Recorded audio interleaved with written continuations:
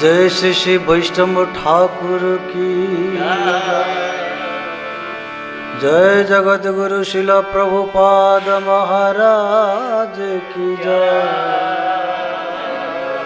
जय तमाल कृष्ण गोस्वामी आचार्य महाराज की बोलो निताई गौर प्रेमानंदे हरि बोल हरि बोल हरि।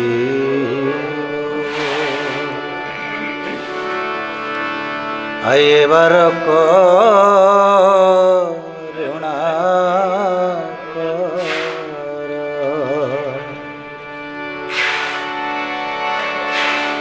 वैष्णव गोसाई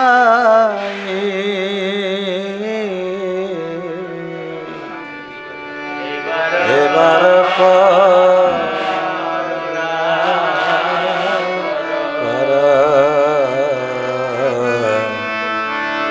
वैष्णव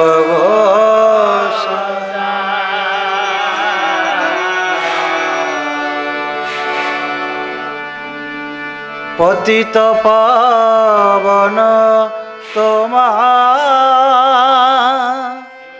बिने के हो नाई। पतित पावन तोमार बिने के हो नाई। बिने के हो नाई बिने के हो नाई। एबार करुणा कर वैष्णव गोसाई।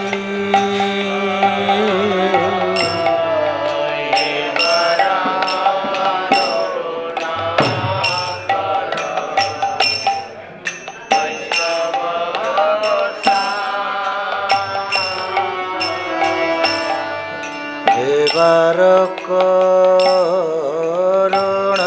कर वैष्णव गोसाई।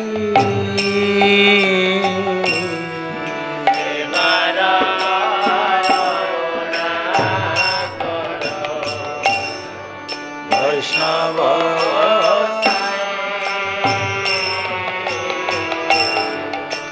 एबार करुणा कर वैष्णव गोसाई।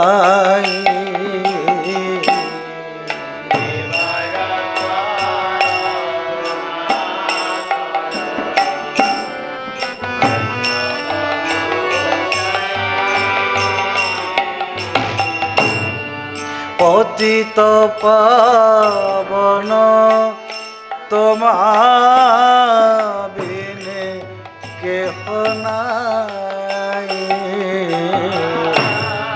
पतित सब ये बोलिए बोलिए हरि बोल। बिने के हो नाई। पतित पावन तोमार बिने के हो नाई। पतित पावन तोमार बिने के हो नाई। जानी कोटे गेले पाप दूरे যায়।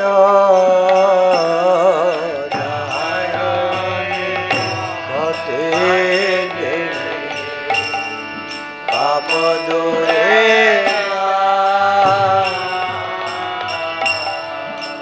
যাহারনি কটে গেলে পাপ দূরে যায়।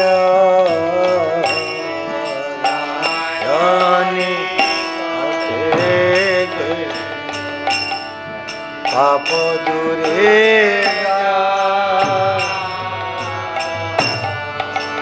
মন দয়াল প্রভু কেবা কোথা পায়, হে মন দয়াল প্রভু কেবা কোথা পায়, হে মন দয়াল প্রভু কেবা কোথা পায়, হে মন দয়াল প্রভু কেবা কোথা পায়, হে মন দয়াল প্রভু কেবা কোথা পায়, হে মন দয়াল প্রভু কেবা কোথা পায়, এবার করুণা কর গোসাই, এবার করুণা,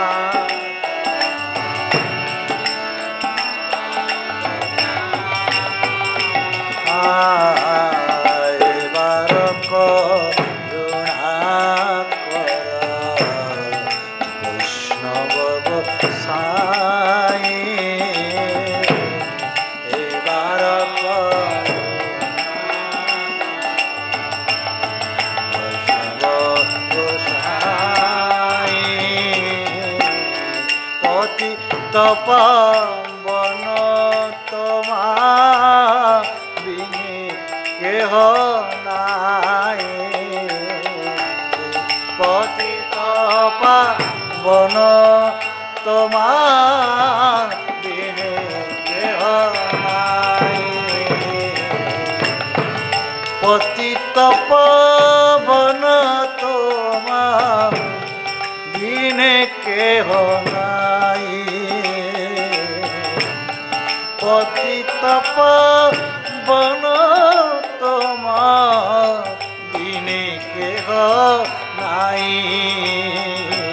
এবার করুণা কর বৈষ্ণব গোসাই,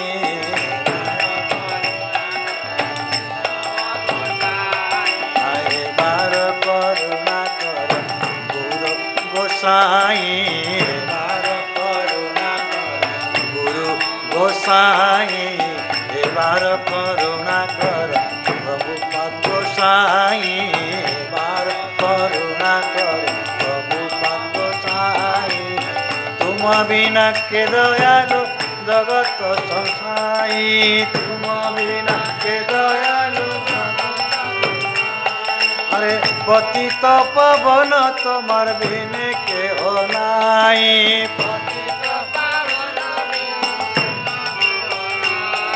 এবার করুণা কর বৈষ্ণব গোসাই,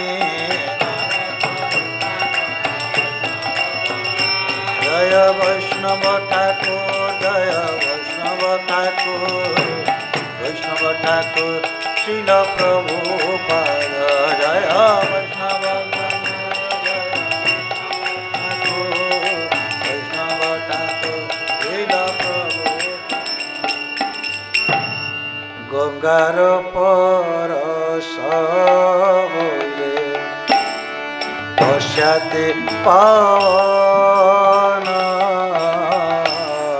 গঙ্গার পরশ হইলে পশ্চাতে পাবন,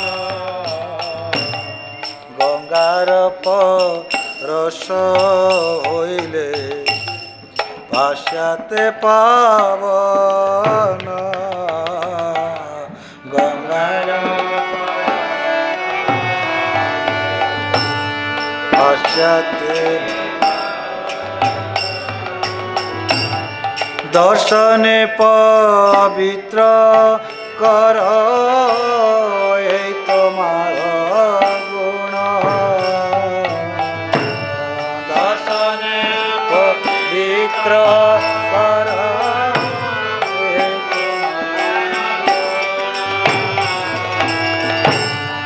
দর্শনে পবিত্র কর এই তোমার গুণ দর্শনে পবিত্র কর এই তোমার হরিস্থানী অপরাধী তারে হরি নাম হরিস্থানে অপরাধী তারে হরি হরিস্থানে অপরাধী তারে হরি নাম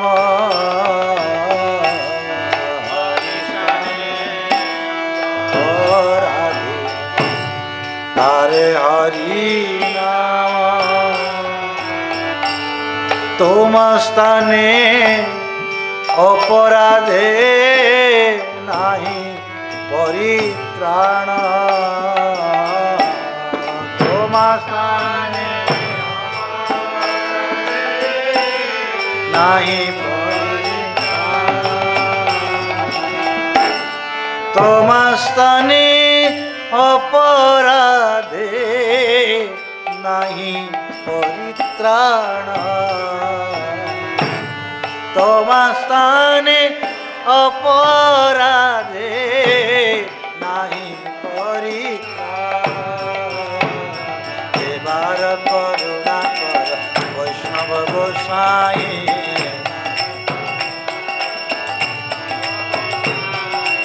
এবার করুণা কর গুরু গোসাই এবার করুণা কর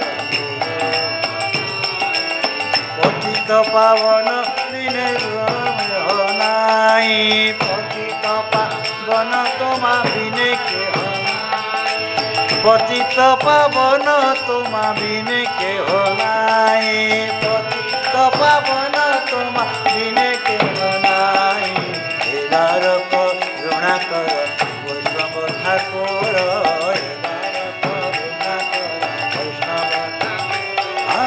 এবার করুণা কর বৈষ্ণব গোসাই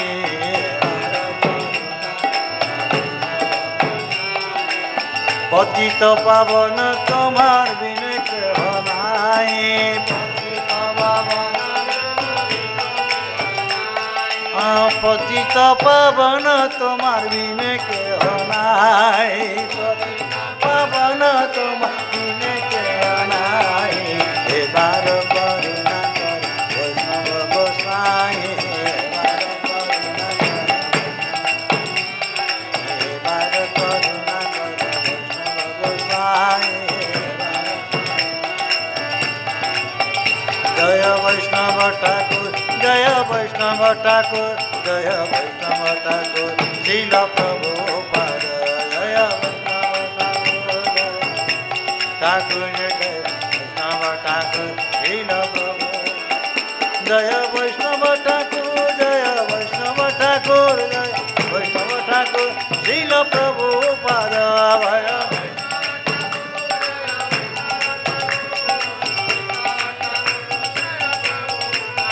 জয় বৈষ্ণব ঠাকুর শিল গুরুদেব বৈষ্ণব ঠাকুর শিল গুরুদেব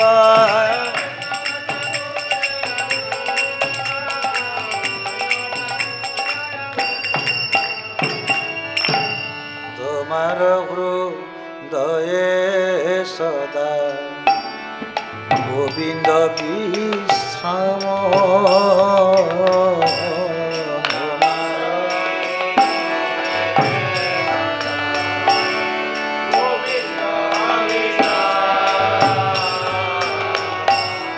তোমার হৃদয়ে সদা গোবিন্দ বিশ্রাম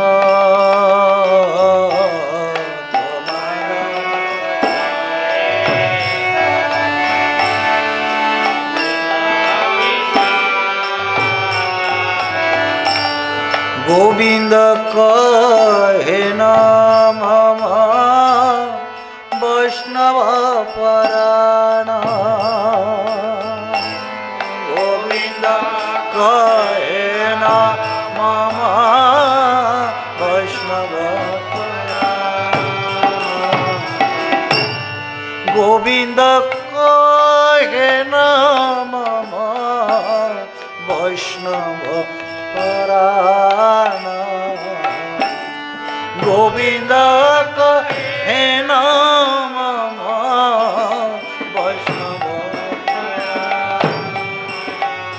प्रति जन्मे करी आशा चरणेर धूले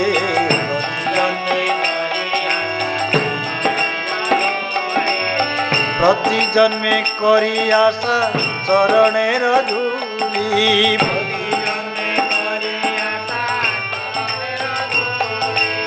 प्रति जन्मे करी आशा चरणेर धूली प्रति जन्मे करी प्रति जन्मे करी आशा चरणेर धूली प्रति जन्मे करी आशा चरणेर धूली नर तमे कर दया आपनार बोली नर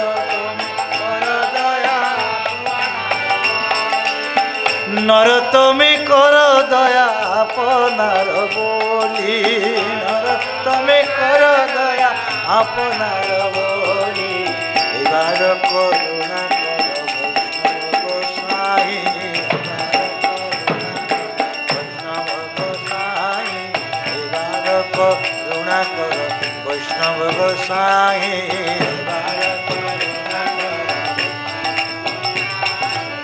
पतित पावन तोमार बिने केह नाई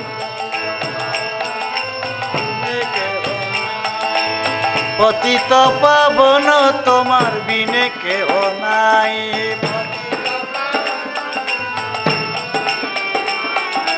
एबार करुणा कर गुरु गोसाई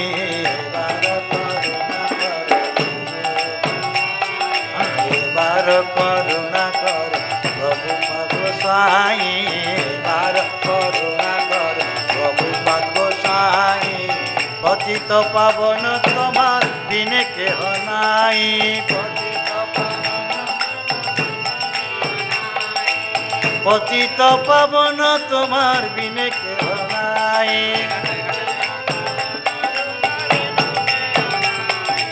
एबार करुणा कर वैष्णव गोसाई एबार करुणा कर वैष्णव गोसाई जय वैष्णव गोसाई वैष्णव गोसाई वैष्णव गोसाई शिल वैष्णव गोसाई वैष्णव गोसाई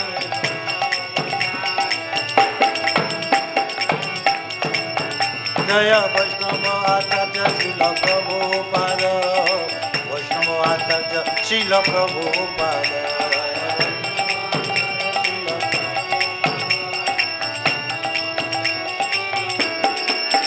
जय वैष्णव ठाकुर शिल तमाल गोसाई वैष्णव ठाकुर शिल तमाल गोसाई जय वैष्णव ठाकुर शिल तमाल गोसाई वैष्णव ठाकुर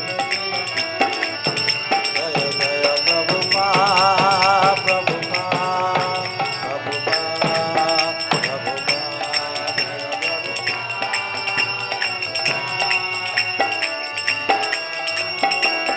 जय जय प्रभुपाद प्रभुपाद प्रभुपाद प्रभुपाद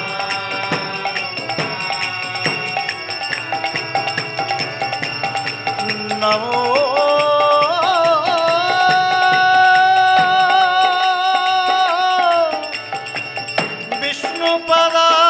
विष्णुपदाय कृष्ण प्रसाद भूतले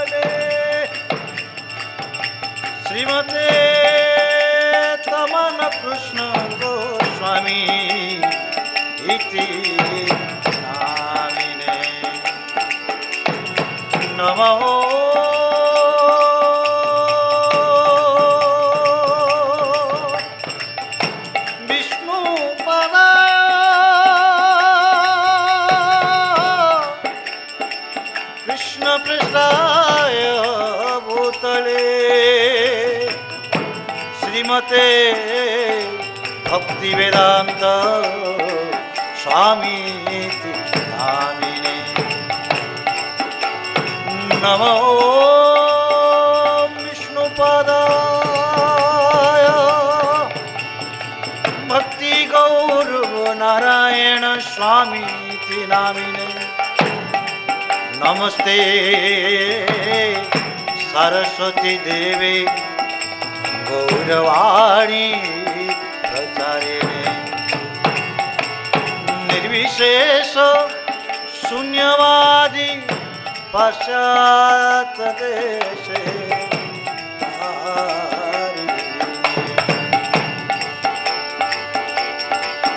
हरे कृष्णा हरे कृष्णा कृष्ण कृष्ण हरे हरे हरे राम हरे राम राम राम हरे हरे हरे कृष्णा हरे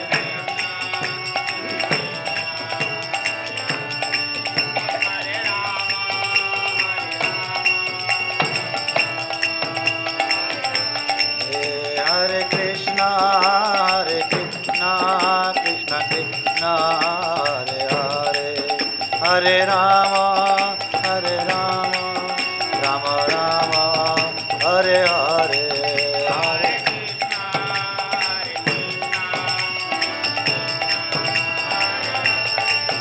हरे राम राम राम हरे कृष्णा कृष्ण कृष्ण हरे राम राम राम हरे हरे कृष्णा कृष्ण हरे राम राम राम हरे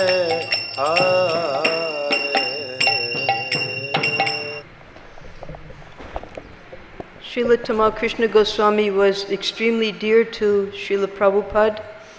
Prabhupada had a special sense of confidence in him. For instance, in 1970, when Prabhupada felt that some of the leaders within ISKCON were trying to reduce his prominence within the society, and Prabhupada at that time, he was at the Los Angeles temple. He decided then that he would leave America and come back to India. So he called Tamal Krishna Maharaj and confided in him that you take me back to India and we'll start the World Sankirtan Party, this phase 2 of ISKCON. So Tamal Krishna Maharaj, from the time that he joined in 1967, he showed his superior leadership qualities by heading up the Sankirtan program on the west coast of America and leading the devotees there to set up superb temples in California. Then he went with Prabhupada back to India. At that time, he became the first Grihasta to accept sannyas by Srila Prabhupada in 1971 at Jaipur. It was a very big event, a big ceremony behind the Govindaji temple. And then Prabhupada made him the GBC here for all of India, which was a huge responsibility, setting up all the temples at that time in the early days. And then because Tamal Krishna Maharaj had joined along with his dear friend Vishnu Jan Swami in America was leading the Radha Damodar traveling Sankirtan party. So Tamal Krishna Maharaj requested Prabhupada that I want to go and preach again in the West.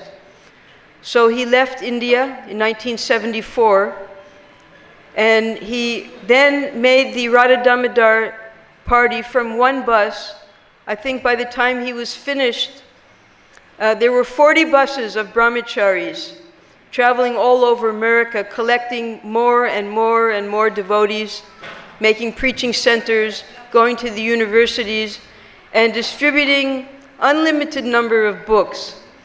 In America, there was a competition between the two big parties of the Radha Damodar party and the Sankirtan parties within the Los Angeles area.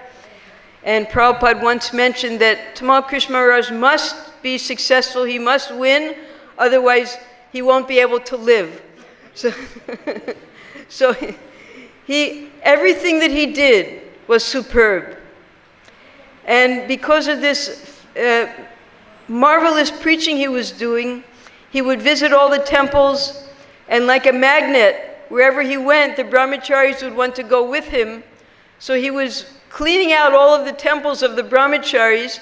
So finally, 1976, the temple presidents, they got together during the Mayapur festival, and they explained to Prabhupada that he's taking all of our men away because they all want to go just join his party and preach and what they're supposed to be doing, but they're supporting our temples, so we don't know what to do. So what Prabhupada did was, he called Tamal Krishna Maharaj, and Tamal Krishna Maharaj, in all humility, he said, well, Prabhupada, I don't know, maybe I should just go to China or something and preach. And then Prabhupada looked at him. And then Tamal Krishna Maharaj realized, oh, I probably said the wrong thing. So when he went back to his room, there was a knock on the door, and it was Trivikram Swami, who was preaching in Hong Kong. And Tamal Krishna Maharaj told him, no, I'm not going. No. He said, no, Prabhupada wants you to go to China. So this was the last frontier of ISKCON that had not yet been touched, and that was mainland China. And who but the most courageous, the most qualified, and the most blessed of all of Prabhupada's disciples, but Tamal Krishna Maharaj, was able, by his intelligence, to enter into China and make Chinese devotees. Because we know that India is the crown jewel of the world, and the more west you go, the more west you go, the more west you go, they become more and more degraded. So China, being right next to India, is considered the most degraded of all places. And he gave us an example once. He was preaching once in one city, and of course they knew that everyone had to be vegetarian, no meat, fish, and eggs. So they offered him some sweets, and he checked with them. He said, no meat, fish, and eggs? No meat, fish, and eggs. Well, what's it made of? It's made of moths. Moths are bugs. Because even in China, they eat cockroaches, they eat bugs, they eat bees, unmentionable things. But somehow or other, by his intelligence and by his men who he had trained, who were ready to give up their life for him, they entered China and began the very last phase of preaching around the world on this planet. And he was so successful, he was able to print Prabhupada's book so beautifully. You'll see The Light of the Bhagavat, that was arranged by him with a Chinese artist. And one thing, whatever he was asked to do by Prabhupada, he was able to successfully complete. Finally, when Prabhupada's health was going down, Prabhupada called Brahmananda to be his secretary. He was a very good secretary. But Brahmananda, he decided that every time Prabhupada calls me to be a secretary and I leave my zone of Africa, everything collapses. So this time I'm going to say I can't come, Prabhupada. So then, because Brahmananda refused to come, he called Tamal Krishna Maharaj. So from 1977 onwards, Tamal Krishna Maharaj was the personal secretary of Srila Prabhupada, and Prabhupada, anyone came to see him, they had to get through the door. They had to get through the barrier of Tamal Krishna Maharaj, whether he felt that this would enliven Prabhupada or it would reduce his health. So everything that went on from 77 onwards, was filtered through Tamal Krishna Maharaj. That's how powerful of a devotee he was. So we owe our life to Srila Tamal Krishna Maharaj. Just before Prabhupada left, Prabhupada personally told him that he should take care of me. So just like a big brother, after Prabhupada left this world, he was always checking how I was doing. It's so personal with all of his God brothers and God sisters. But particularly because Prabhupada asked him to look after me, he was especially concerned always how everything was going in Srila Prabhupada's house. In 1979, he called me and he gave me the key that Prabhupada used to always carry with him of his Almirah. And within that Almirah were all of Prabhupada's personal possessions that Tamal Krishna Maharaj had put there after he left. And we took those possessions, and now when you go into Prabhupada's house, you can see all of those things in all of the display cabinets. So by the grace of Tamal Krishna Maharaj, by his kindness, I'm still here trying to serve Srila Prabhupada under the care and the blessings of my elder God brothers. I thank him from the bottom of my heart for all the love that he gave me and the care he gave me while he was present. The day that he disappeared, I was on my way to Delhi to do service at the Delhi temple, and they called me and they told me that he had disappeared, and I refused to believe it. I said, no, it's not possible, it's just a rumor. Then when I got to Delhi temple and found out that it was true, immediately I flew to Mayapur and took part in his disappearance program. Because when you owe your life to someone, naturally, although they may disappear, throughout the rest of your life, we always remain indebted to anyone who helps us progress in our spiritual life. So on this day, I want to confirm publicly, I owe my life to him for all the help and all the care he gave me after Srila Prabhupada disappeared. And I thank you very much. Hare Krishna. Thank you. Vanchakalpa Tarubhyascha Krindapasindavayevacha Patit Pavan Pavnebhyo Vaishnavebhyo Namo Namaha. Srila Tamal Krishna Maharaj was probably the most intelligent devotee that I had ever met. I was constantly amazed by his analysis of things, and I soon realized that he would have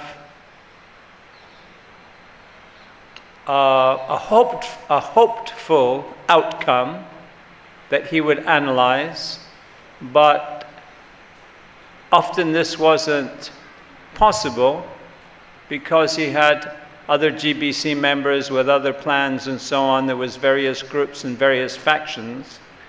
So he would have a second analysis, sometimes a third, sometimes a fourth.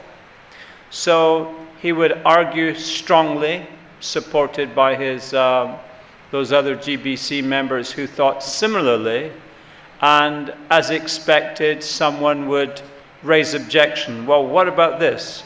And he would say, that's a very good point. And then the person would be pacified. The person would be ready to fight their corner, but immediately said, that's a very good point. What we should do, and then he would switch to his second plan, which he had thought out very, very carefully. And usually the person in opposition or the group in opposition were just so astounded, so that he had agreed, that then he would get his second choice, and that would be carried through. So I would watch him doing this so many different times. He was very astute and very intelligent and very perceptive. Srila Prabhupada had noticed this. Tamal Krishna Maharaj had got initiated in 1968.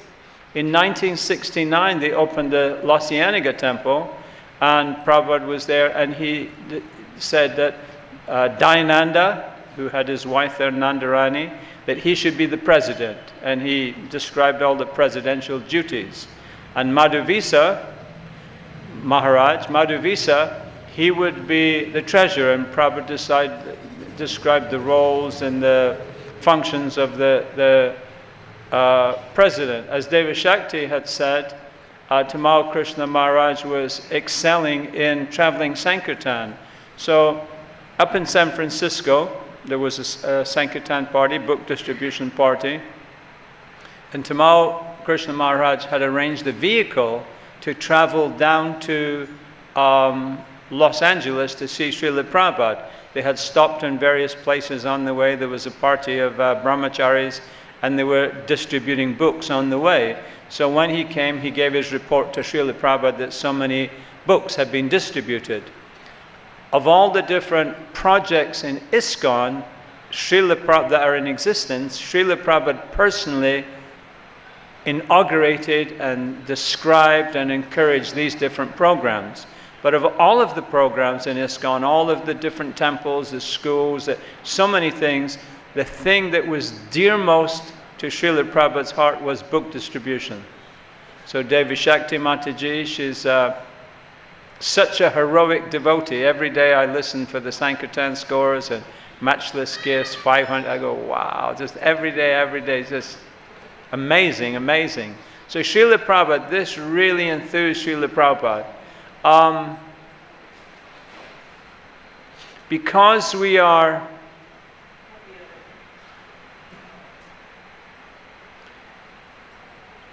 we're in the age of celebrity, there's so many celebrities are promoted for various reasons, usually commercial reasons, and we are very much in awe of celebrity. But what is important is the teachings, not the person. Not even Srila Prabhupada, but the teachings that he was delivering. That's much more important. So Prabhupada could give association, personal association to so many people, a limited amount, but his books, and tens of thousands, hundreds, millions of books going out, this was always Prabhupada's desire. This was always what enthused and pleased him most. So when Tamal Krishna Maharaj at that Lasiyanaga temple, 1969, when he explained so many books had been distributed, when Srila Prabhupada named Dayananda as the president and described the president's duties, Madhuvisa as the treasurer and his duties, and he said, Tamal Krishna Maharaj, he will be the secretary. Just like we have a very able secretary here, Dharmatma Prabhu. He said he will be the secretary, and the secretary will liaise between the temple and the spiritual master. So in that way, Srila Prabhupada appointed Tamal Krishna Maharaj to be the go-between and to be the executor and to get things done. And Tamal Krishna Maharaj was very expert. I was constantly amazed at his skill. It is thought today that there are 7 different types of intelligence. For example, musical intelligence. It's a special intelligence, it's a special skill to create music, to create song, to poetry. It's a very, very unique and specialized intellect that can do that. Similarly, very charismatic speakers, people who are, there's many world famous, can move people by their oratory skills. So the conventional understanding of intelligence is logistical intelligence. And this is what Tamal Krishna, in my estimation, this is what Tamal Krishna had and what he was very excellent at. He could get things done. So when Srila Prabhupada needed something done, he would have Tamal Krishna Maharaj do it. Just like, as Devi Shakti Mataji mentioned, the formidable task of one person organizing the whole of India when there was nothing here. There was no money, there was no books, there was no life members, there was no... One time in Mumbai,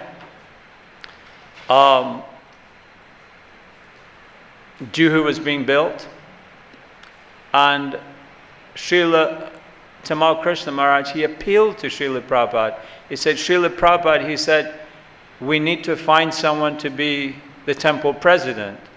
And Srila Prabhupada said, but you're the temple president? You know, everything is going fine? He said, Srila Prabhupada, he said, I'm the GBC. He said, I'm in charge of the BBT. He said, I've committed 30,000 rupees a month to buy the steel for the Vrindavan temple, which was being built. He said, I've committed money for the steel, 30,000 rupees, a lot of money in those days. And he said, you know, I'm also the temple president. He said, sometimes I'm up till 11 o'clock at night finishing my 16 rounds. And Prabhupada immediately responded. He said, yes. He said, there is no time for Maya. He said, you do not have enough time to do your service. He said, there is no time for Maya. You should remain the temple president. And Tamal was there. So Prabhupada, in my view, Prabhupada, right from the very beginning, he saw someone with the potential for getting things done. And Prabhupada pushed them and got the most out of him, got the most, as Devi Shakti Maharaj was saying, China. It was the last frontier. It was, you know, even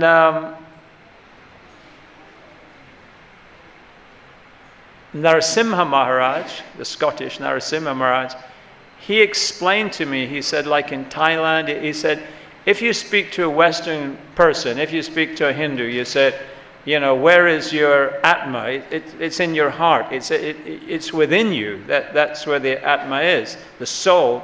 But he said, if you speak to a Buddhist, Confucius type person, where is the Atma? It's out here somewhere. It's not a personal thing. So how to convince a person that there is a personal aspect of God, you are a divine person, God is a divine person. It's difficult preaching work. So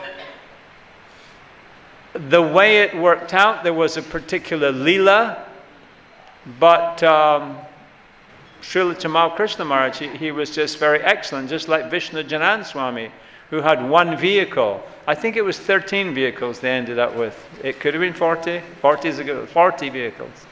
So Tamal Krishna Maharaj, just the cost of the vehicle, you had to collect the money for the cost of the vehicle. It's like a startup business, any startup business. You have one branch, and then to get multiple branches with people in them. He was just an amazing, amazing personality.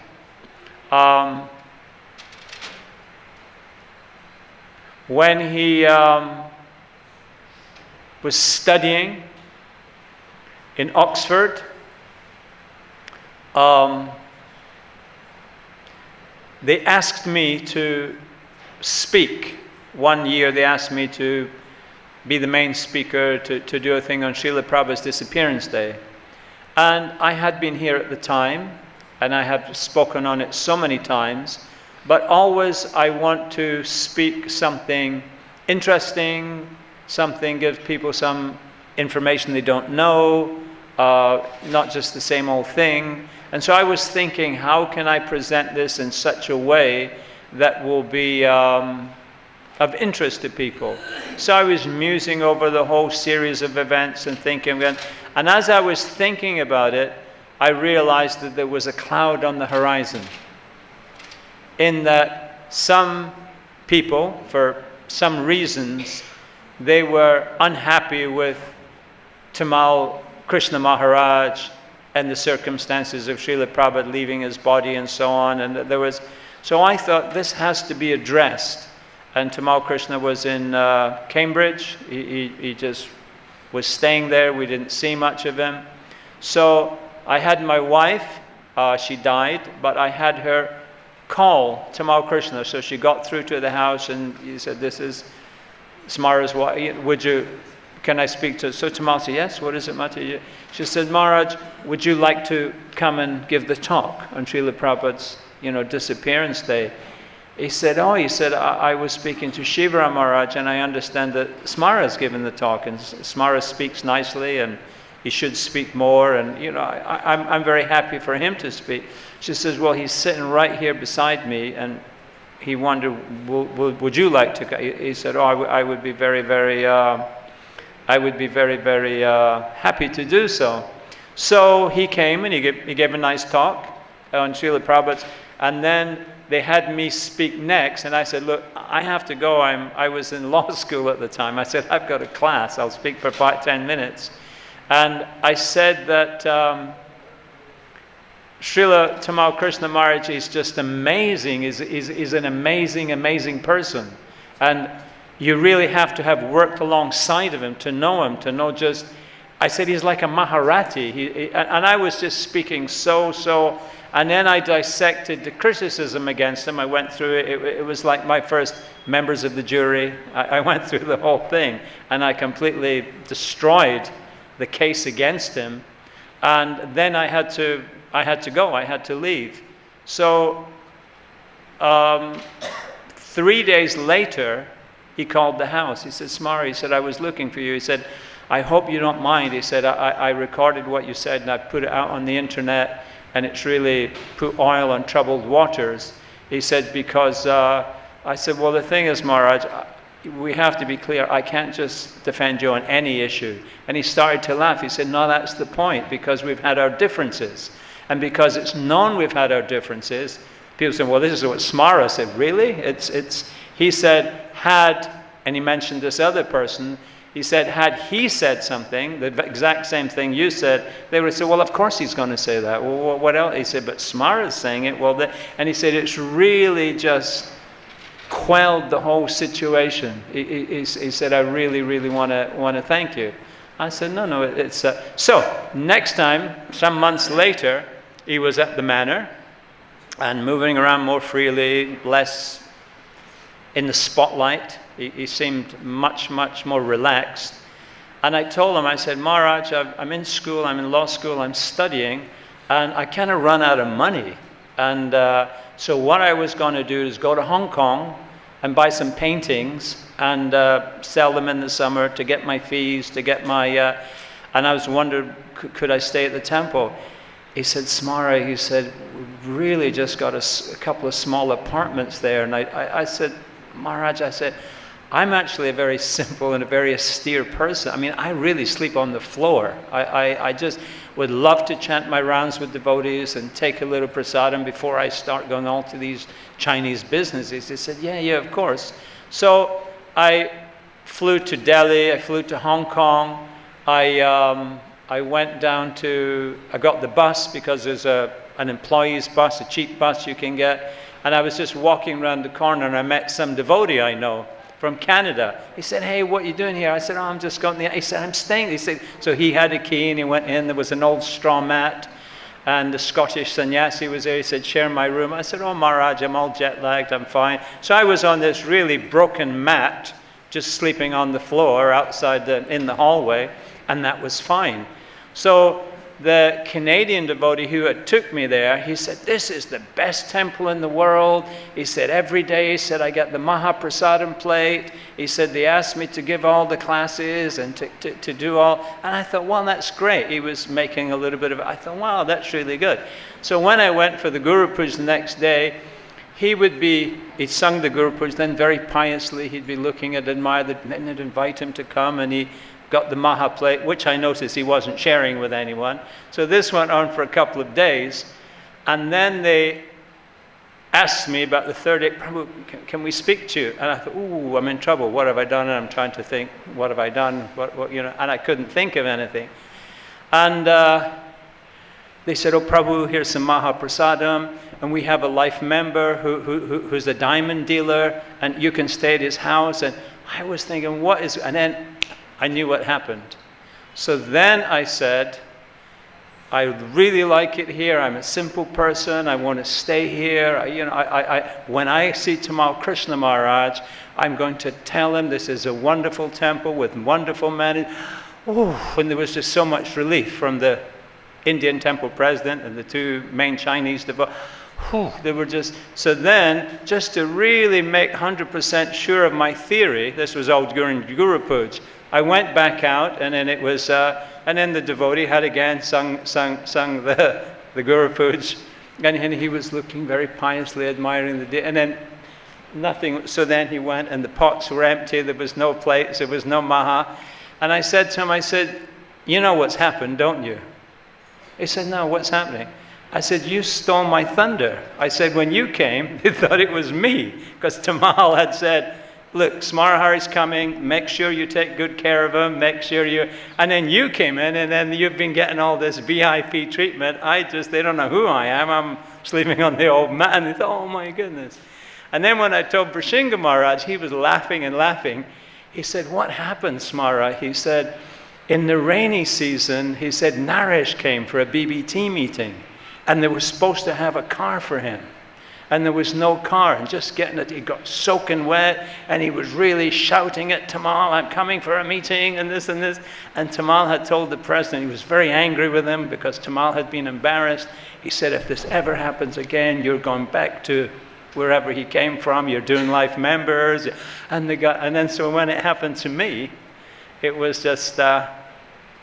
So Tamal Krishna Maharaj, he's an amazing person. And I was in India all this time when he was here, and we had so many adventures. We didn't see eye to eye on everything, but he really appreciated me putting the oil on the troubled waters. And I very much admire him. As I say, for me, Prabhupada had said once, he was disturbed by some GBC meetings in progress, and he was upset with him. He said, none of them have any brains. And then he hesitated, and he said, but Tamal Krishna Maharaj, he has a little. So he was an amazing person, amazing devotee, who had given his life to Krishna. He really, in my estimation, a devotee in Australia asked Srila Prabhupada, how long does it take to surrender to Krishna? And Prabhupada replied, it just takes a moment. You just have to have that determination that you're going to surrender to Krishna. And I feel Srila Tamal Krishna Maharaj did that at a very early age, very early point in his Krishna consciousness. And what he has achieved is, in London, I described him as a Maharati, like 1,000 warriors, all in one spirit. He's the most amazing person.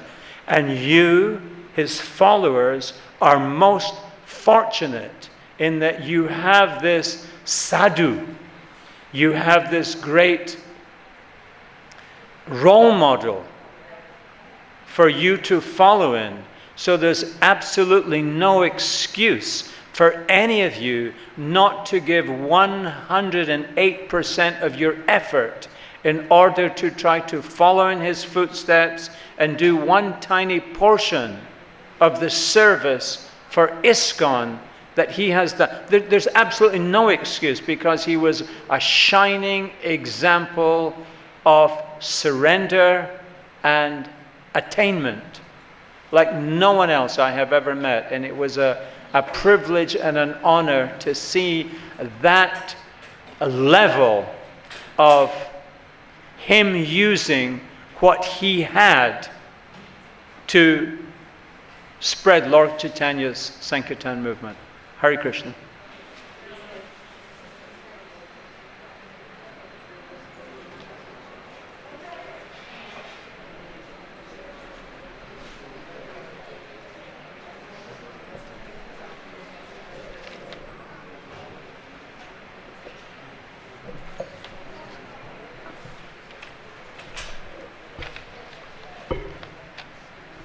Manjakalpatrubhyascha kripasindhuveva cha patitanam bhavanebhyo vaishnavebhyo namo namaha.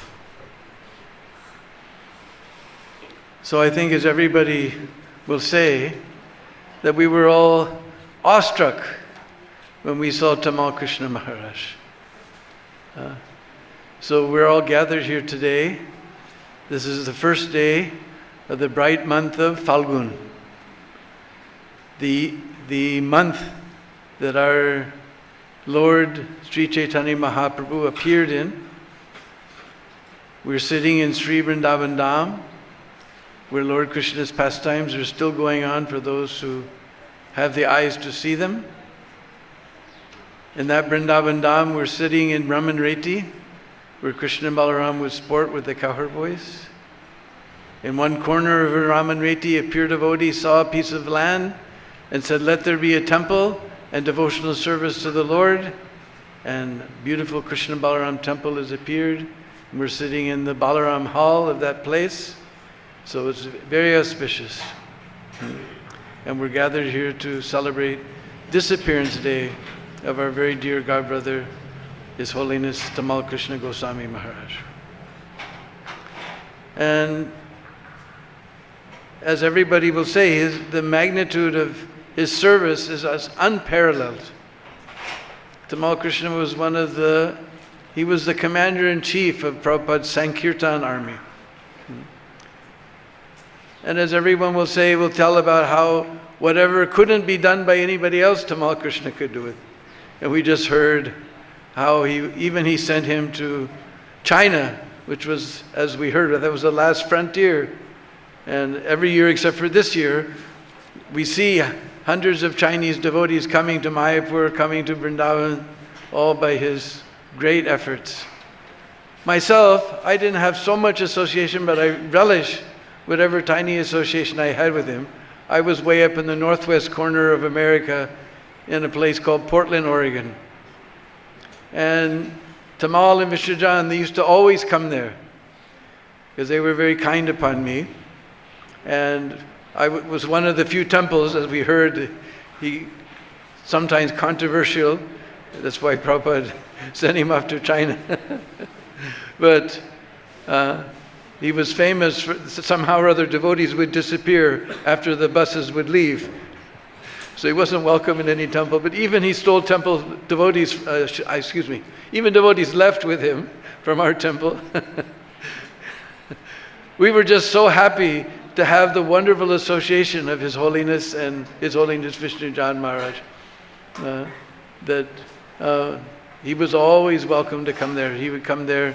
He'd always be very kind to me. And he said, because he was especially happy that this one temple, we welcomed him with welcome arms. He used to come, we used to have a big festival, and in the park is this Laurelhurst Park.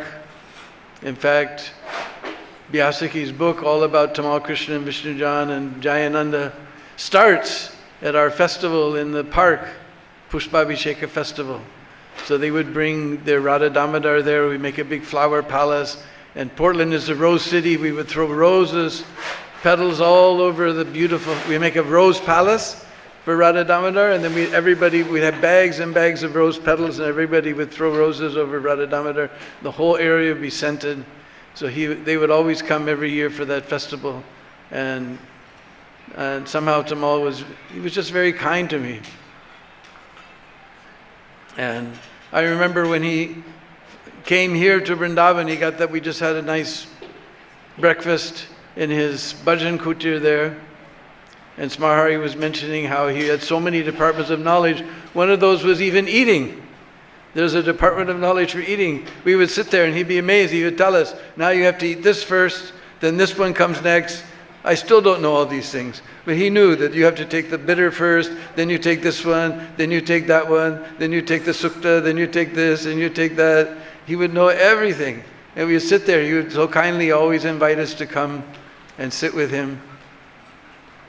And I have one special personal memory of his. When he came to Portland one time, I had a very, very dear friend of the temple. He never became an ISKCON devotee. He was initiated by Neem Karoli Baba. But he loved, somehow we had a special relationship. And now he's in the Forbes list of billionaires. He's one of those billionaires. But we were very, very dear friends at that time. A very simple guy at that time. And he donated this huge tambura with 5 strings. All tamburas have 4 strings.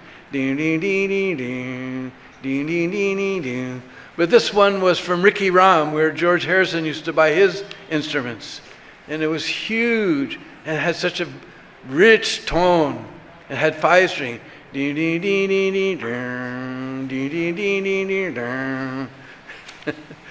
And somehow we had a very special relationship. So anyway, Vishnujan and Tamal Krishna came to the temple. And one of the devotees came, because I'm probably only one of the few people who ever defeated Tamal Krishna Maharaj. One of the devotees, temple devotees, came and told me that the tambura is on the bus. So immediately I understood they're going to try and take this tambura on their bus with them. So I had one devotee that even, what Rinayananda Maharaj used to say, he cruises at 1,000,000 miles. He was one of those, people would always come from other temples. We got this space case in our temple, we got this, and they stay in Portland for a while. I said, Dinabandhu, there's nobody like this guy. He's really in outer space. So I knew he wouldn't understand anything that was going on. So I told him, you please go get that tambura from the bus. And he walked in the bus. He couldn't understand. Everybody was vibing him out. And he couldn't figure out what all the vibes were about. And he just picked up the tambura, brought it up to my office. Then I locked it up. Then Tamal Krishna came, and he used all his powers. I had already made up my mind, because, that was a very dear friend. I couldn't give this away, because it would be given by a dear friend of the temple, a very dear friend of mine. And he brought Vishnu Jan's, he had this little tiny tambura like this, with lots more artwork in it, cheapo artwork on it, this plastic ivory and everything. It was very tinny sound.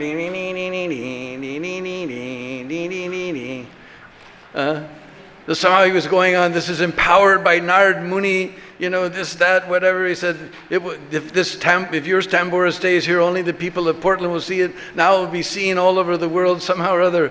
I don't know how I did it. I don't know whether I was right or wrong, but anyway, I defeated him. I refused to let go of that tambura. Of course, I didn't sleep that night. I was in so much anxiety. But still, he loved me. And I was there in Mayapur that time when he left, and he was very, very kind to me. He was so happy. He invited me to come. He was having kirtan every night, so he specifically wanted a nice Braj kirtan, and he just embraced me so warmly. He was so... I'm completely in awe. My mind just all day long just thinks how to get sense gratification. But I saw Tamal Krishna's mind 24 hours a day. I could just see it, just like you could see the like a computer, you see the lights going. I could see the lights going. Just thinking 24 hours a day how to please Prabhupada. That was Tamal Krishna Maharaj. His mind, as Swami said, he was extremely intelligent. And I could just see the computer going on day and night, how to please Prabhupada. So anyway, when he left us, then I wrote a very simple thing.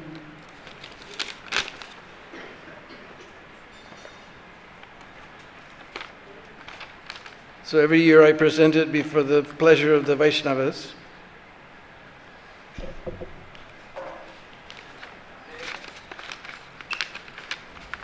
In the courtyard of Krishna Balaram Mandir in Vrindavan, there stood a tall, shady tamal tree. Tamal trees are very strong and provide very dense, cooling shade from the blazing sun.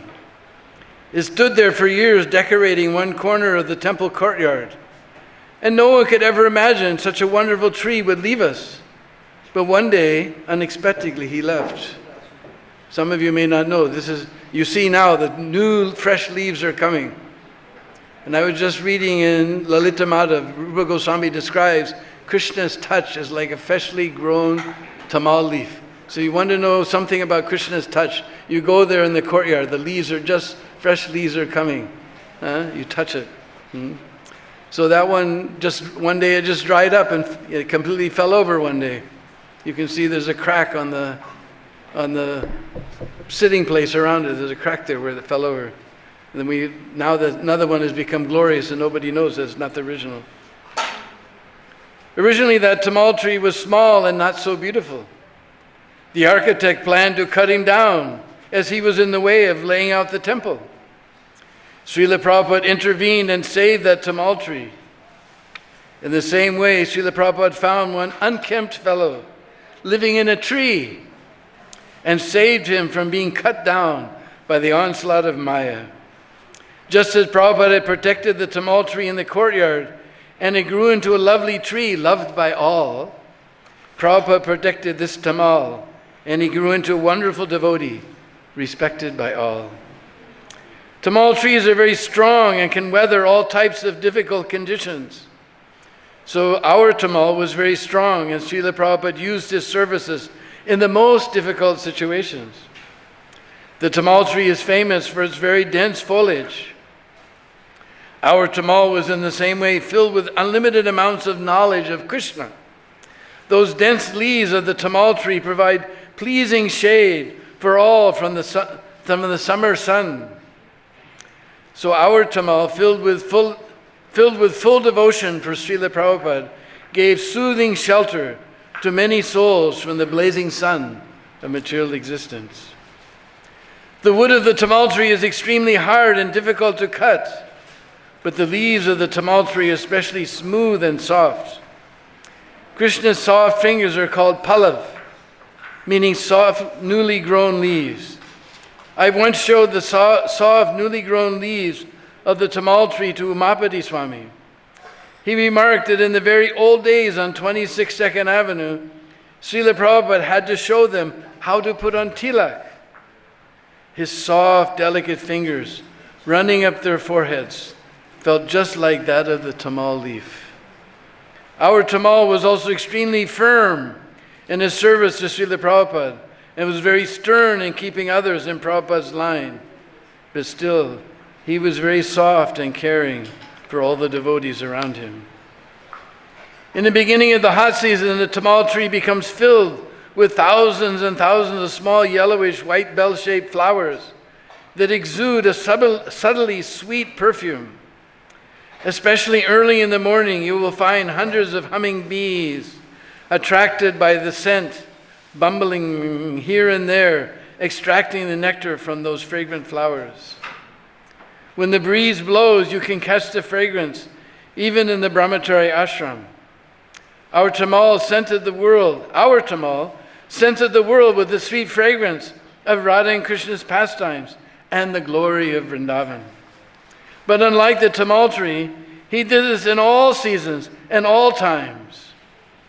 Many bee-like devotees buzzing with the Mahamantra used to always surround him, drinking this relishable nectar of Krishna Leela and Kirtan Ras. And this fragrance spread not just nearby, but throughout the entire world. No one imagined our beautiful stout Tamal tree would leave us so soon, but one day he fell to the ground and was gone. No one could imagine that our Tamal would leave us so soon, but one day he left us in the holy Dham and was gone. And now we sit here and weep with only memories of our Tamals to keep us alive.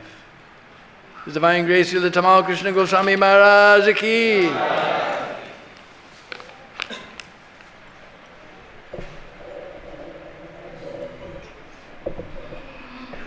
Jai Srila Prabhupada ki jai, Jai Srila Tamal Krishna Maharaj ki jai, Vaishnav Bhakta Vrinda ki jai.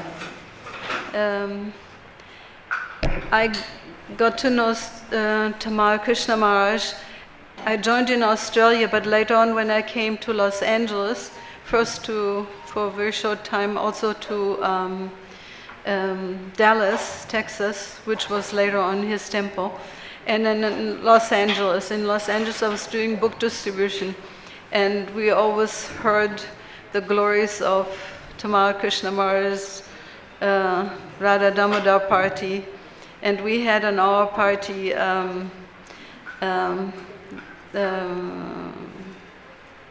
Vaishesheka, and we had the incarnation of book distribution, what's his name? Tripurari Maharaj, thank you. We need a little help nowadays. So Prabhupada always had introduced this transcendental competition, so naturally we were always anxious to hear about his activities. And after some years, just like Devi Shakti was already describing that incident where he had become so immersed in such a big book distribution party as Radha Damodar, but then all of a sudden, because the temple presidents were a little unhappy, Srila Prabhupada had called Tamal Krishna Maharaj to and asked him, "Oh, they're saying like this, what do you have to say to this?" And he said, "Well, if they can't appreciate what I'm doing, then I might as well go to China." And Srila Prabhupada said, "Oh, China. Okay, so you can go to China." And that was, of course, not exactly what he wanted. But later on, when he was thinking about it, because his mood was always to please Srila Prabhupada, that was the bottom line, I should say the top line of everything that he was doing. So then he considered, I have to please Srila Prabhupada. He seems to want this very strongly. And however this is displeasing to me, I will definitely do it. And he did it and he became very successful in this preaching. And then later on, I don't know when he became the temple president of Dallas, I mean, he was in charge of Dallas. He was living there and he would always travel through Los Angeles because Los Angeles was one of the places where he was with Prabhupada. And he knew many devotees, etc. And anyway, from Dallas to China was a long way, so he would always stop by in Los Angeles. And we got to serve him some prasadam. And actually, I was a little scared. Of course, several God sisters together were doing that service. And we got to know that he has a very, very fine taste. And in Dallas also, he had opened a restaurant. And the devotees were saying that he could detect if even just a few cumin seeds were too much in a particular soup or in a dish. He could immediately tell, or if something was burned or something, he immediately detected it and was giving his feedback so that the devotees could improve it. The restaurant became a very famous place for people to come and take their friends for dinner or lunch. And so we fed him, but we knew he was from a Jewish family. So because it was usually breakfast that we needed to feed him when he first came, and then he would fly on another flight out. And so we made bagels, and he was very happy with that. And somehow we managed to make him happy. And of course, he was the leader and the right-hand man of Srila Prabhupada, so we always saw him like our friend from Los Angeles. We will, if we had in Mayapur any kind of question or problem, and I remember the ladies were always asked to do the vegetable cutting. And in those days, the vegetables were definitely organic. And I remember they had a big dragon-like, the cauliflower had dragon-like kirda in them, you know. So we were, and on top of it, we weren't able to, there was no loudspeakers or anything. We weren't able to hear the class, so we were in great distress. So we would go to Tamal Krishna Maharaj, and he would change some devotees sometimes to go to the kitchen instead of us, and we would come to hear the class. So we always felt he was our friend, and he was a leader, so he could manage to arrange that. So then some years down the road, I had come to India. Yeah, the early 90s, we had also a lot of his association, because Tamal Krishna Maharaj, Danadam Maharaj, Giriraj Maharaj, so many of the sannyasi had come here after the turbulent 80s, which Prabhupada always said in advance when an acharya leaves, that there would be some turbulence. So our sannyasis that had to think about how this initiation had to go on, etc., they all felt that they needed a shelter from some senior Vaishnava, and so they came here in India to someone from the Gaudiya Math that they knew that Prabhupada had approved of, so, and that had done actually Prabhupada's samadhi, put Prabhupada into samadhi. Tamal Krishna was there also. And in some of those years, one of the disciples of Tamal Krishna became sick. Her name is Kirtida. And I was here in the Gurukula, which was still here in the next building to the temple.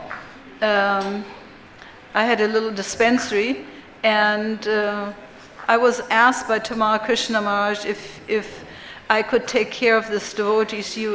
Kirtida was a devotee from South Africa, Indian descent, but living in South Africa. Not in Johannesburg, I think in Kenya. Anyway, she went to America later on, and she was a nurse by profession also, but she herself had really weak health. She was an excellent nurse. After she retired at a little earlier than normally people do, to practice Krishna consciousness, and also because of her weak health, they named an operation theater after her. So Tamal Krishna asked me, and I said, okay, I will try my best. I also have to take care of 100 children in the Gurukula, but I'll see if what I can do. See, she had a malabsorption problem, and she had become very skinny, and her system could not absorb the food, the nourishment from the food, so she had become very skinny. And they put central lines, venously, they fed her through those lines, but they would always get infected. And then when she came here, she was in the guest house, and we were in the inner court of the guest house, but I would stay with her, and throughout the night was with her and took care of her, put an IV in and all these things. And Tamal Krishna Maharaj, he was very personal, just like Dinabandhu was describing, that the Tamal tree has a hard bark, but the leaves, when they come out, they're very soft. So Tamal Krishna Maharaj also was sometimes a little taken to be a little heavy or something, but he also had a very soft side to him. And I saw that when I saw him dealing with his disciple, a very personal and a very soft way of dealing with her. And she was equally dedicated to him. So he called every morning, and in those days there were no mobiles. So he called down in the desk was where now the restaurant is. There was the front desk just next to the staircase. And so I would carry her on my back down. There was no elevator. I would carry her down, put her on the desk, and the cord of the phone was just long enough to reach her. And she would speak with him, and he would just inquire about every single detail, how she felt that day, how if she has energy, and so many personal things. And actually, she came through this whole health crisis, and at one point she decided, she took the courage to take this intravenous lines out, for a central line out, and would have to start eating and to see that whether or not she would survive. But by Krishna's mercy, she had 6 more years here in the Dham. And because I said I had a little dispenser, she actually became my friend because I helped her through this crisis, and she became my, she was I actually can't say that she became my assistant. She was so experienced, and I left my nursing in order to help Prabhupada build up the movement. We were asked in the beginning to do that. And so she had one thing also, that she loved Radha Kalachandji because that was her Guru Maharaj's temple. And she got beautiful dresses made here and sent them always every year to Radha Kalachandji. And another deity that she was very, very fond of was in Uchagan, Lalita Sakhi. And she gave many donations there also and had dresses made for those deities. Then after some time, Tamal Krishna Maharaj went to London, as it was described, that he was studying once again in Oxford University. And but then in the middle of that, he became sick, seriously sick. He had cancer. So when she heard that, she became very distressed, and she asked him if she could come to assist in some ways, because she was such an experienced nurse that MBBSs and doctors, MBBSs, they would come to ask her questions, how she felt a particular patient, if she would be able to diagnose what they have. And her diagnosis, that she said, was always right. And as I said, they named it the operation theater after her. So when Tamal Krishna Maharaj, she went to England, and the operation was done,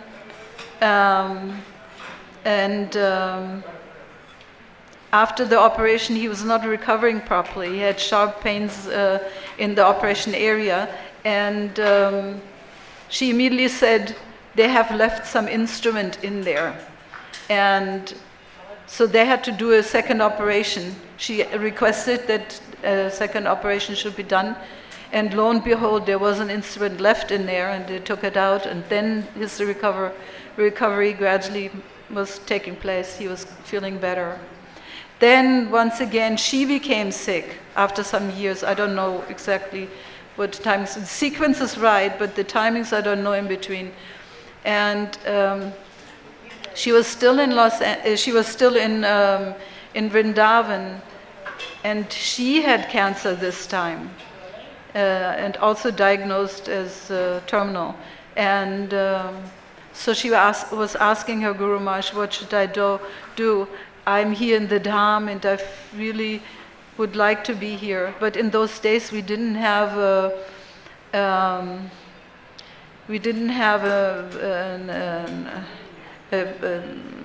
hospice like we have now. We had no medical facility. We were just nursing the patients.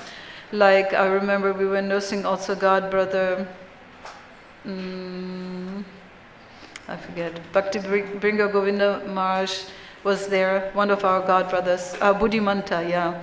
He had also cancer. We were just nursing them in their rooms, And on our side, one of our first god sisters was Gauri, and we were nursing them.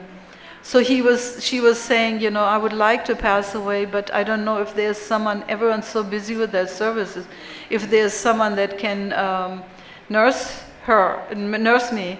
And Tamal Krishna said to her, made the decision for her dilemma of wanting to be in the Dham, but then also finding someone that can take care of her.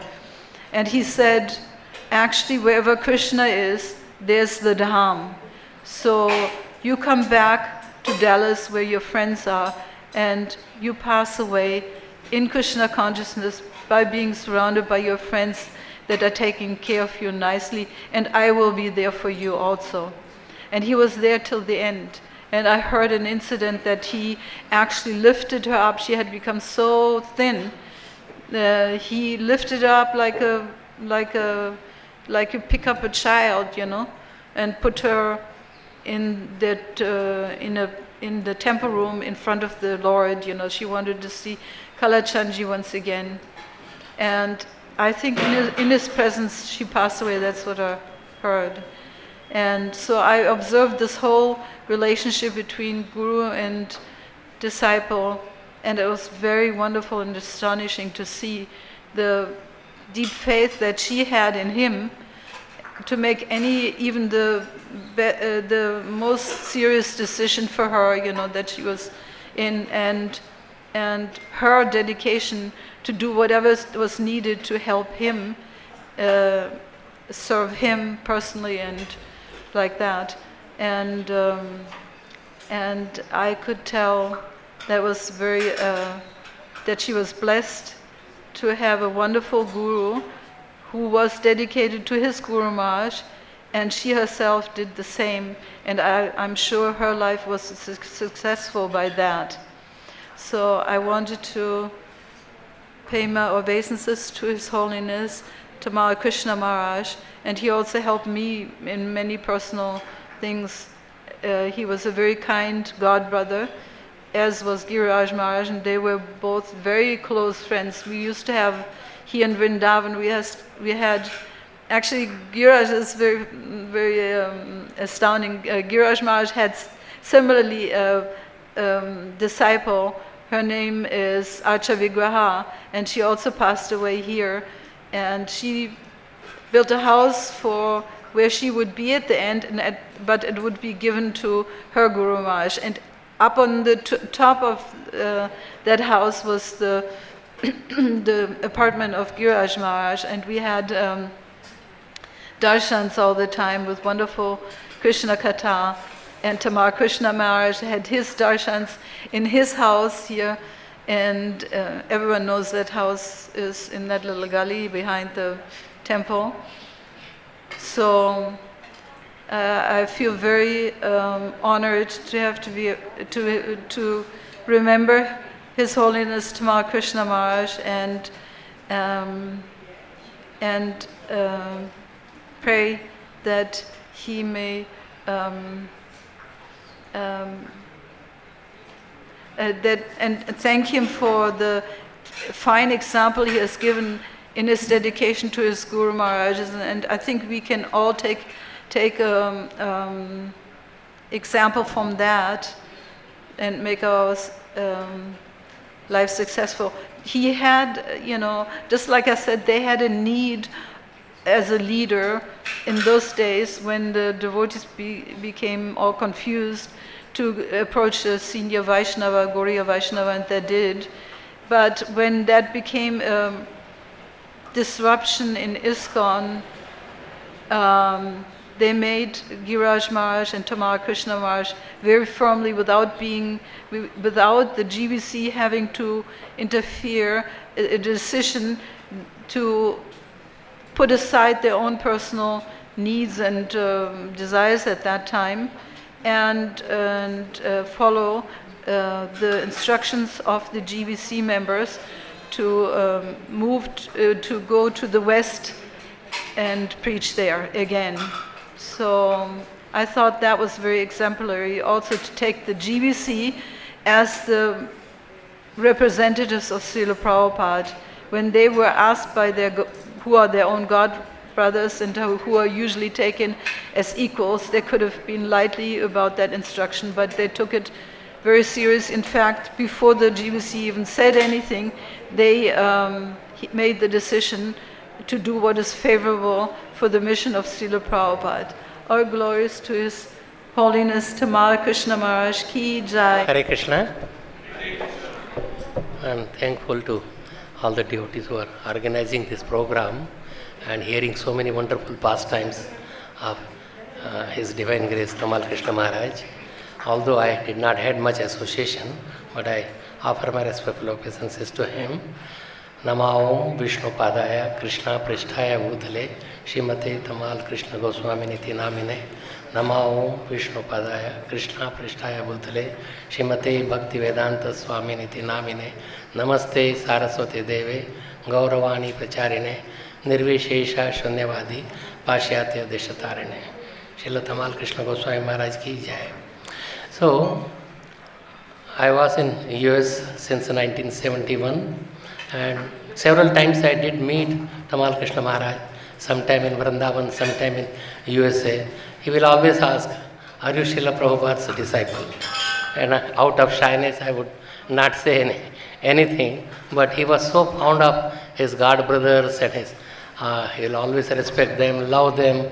So that is his human-like quality. Mother Nartaki described so many things about Tamal Krishna Maharaj and his relationship. So that is the human qualities, that's the finer elements that he had, emotions. But Prabhupada used to say that sending students to college is like sending them to slaughterhouses, because they will absorb so many qualities from there. But Tamal Krishna Maharaj wanted to preach to, like Prabhupada wanted to preach to scientists, philosophers, and so because of he used to say that if I go and study in university, then I will be able to go and preach in different universities to these people who will have influence on so many other people. So he did that. He did his BS from Dallas, where he was temple president, used to worship Radha Kalachandji. Then later on he joined Cambridge University and went to in Cambridge University in London, and he studied there and did his PhD. He wrote a thesis, and that thesis name was Living Theology of Krishna Bhakti, Essential Teachings of A.C. Bhakti-Vedanta Swami Srila Prabhupada. So in this book, means he could not complete whole thesis. Later on it was published. Anyway, but he wrote about Srila Prabhupada. He was loved by Srila Prabhupada. He was very, very dear to Srila Prabhupada. He used to care whatever is needed that nobody else would be able to do it. He completed that. So Prabhupada was so much dependent on His Holiness Tamal Krishna Maharaj. So this thesis is published and it is became a very famous book because it talks about Prabhupada and his qualities. So this how he brought such a big movement into this world that is written by Tamal Krishna Goswami Maharaj, just like Satsarup Maharaj wrote about Lilamrit, and same thing that he wrote. So sometimes these essential teachings, that is one thing, but somebody is presenting in the life, that's more important. By just reading this book, one can absorb in the life of Srila Prabhupada and one can become a devotee. It's another part that I was in Mayapur, and he brought about this Lord Jagannath Priya Natakam, the drama that he wrote, and it was so famous. At that time I was there in Mayapur. I attended at the premiere, the first time that was shown to the public in Mayapur, and it was wonderful. It was he took so much great pains and troubles and taught to the Bengali people about how to act in the drama, how to present that, and in that way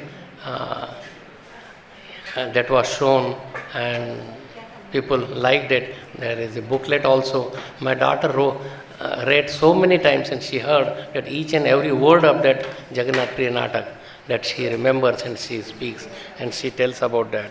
And Maharaj has wrote many books, but also like he went to Fiji island, and in the Fiji there were Suva and other cities are there, and so many devotees. He went to the house of many different Indian devotees who are in Fiji, and they used to talk about somebody had this many demigods they will worship, and they would not know what is the difference between demigods, God, or incarnations, and he wanted to clarify all these things. So in one night he had all the demigods pictures, put all the demigods together along with Jesus Christ and different incarnations, And then he was asking the questions, whom you feel is the most important, whom you would like to worship.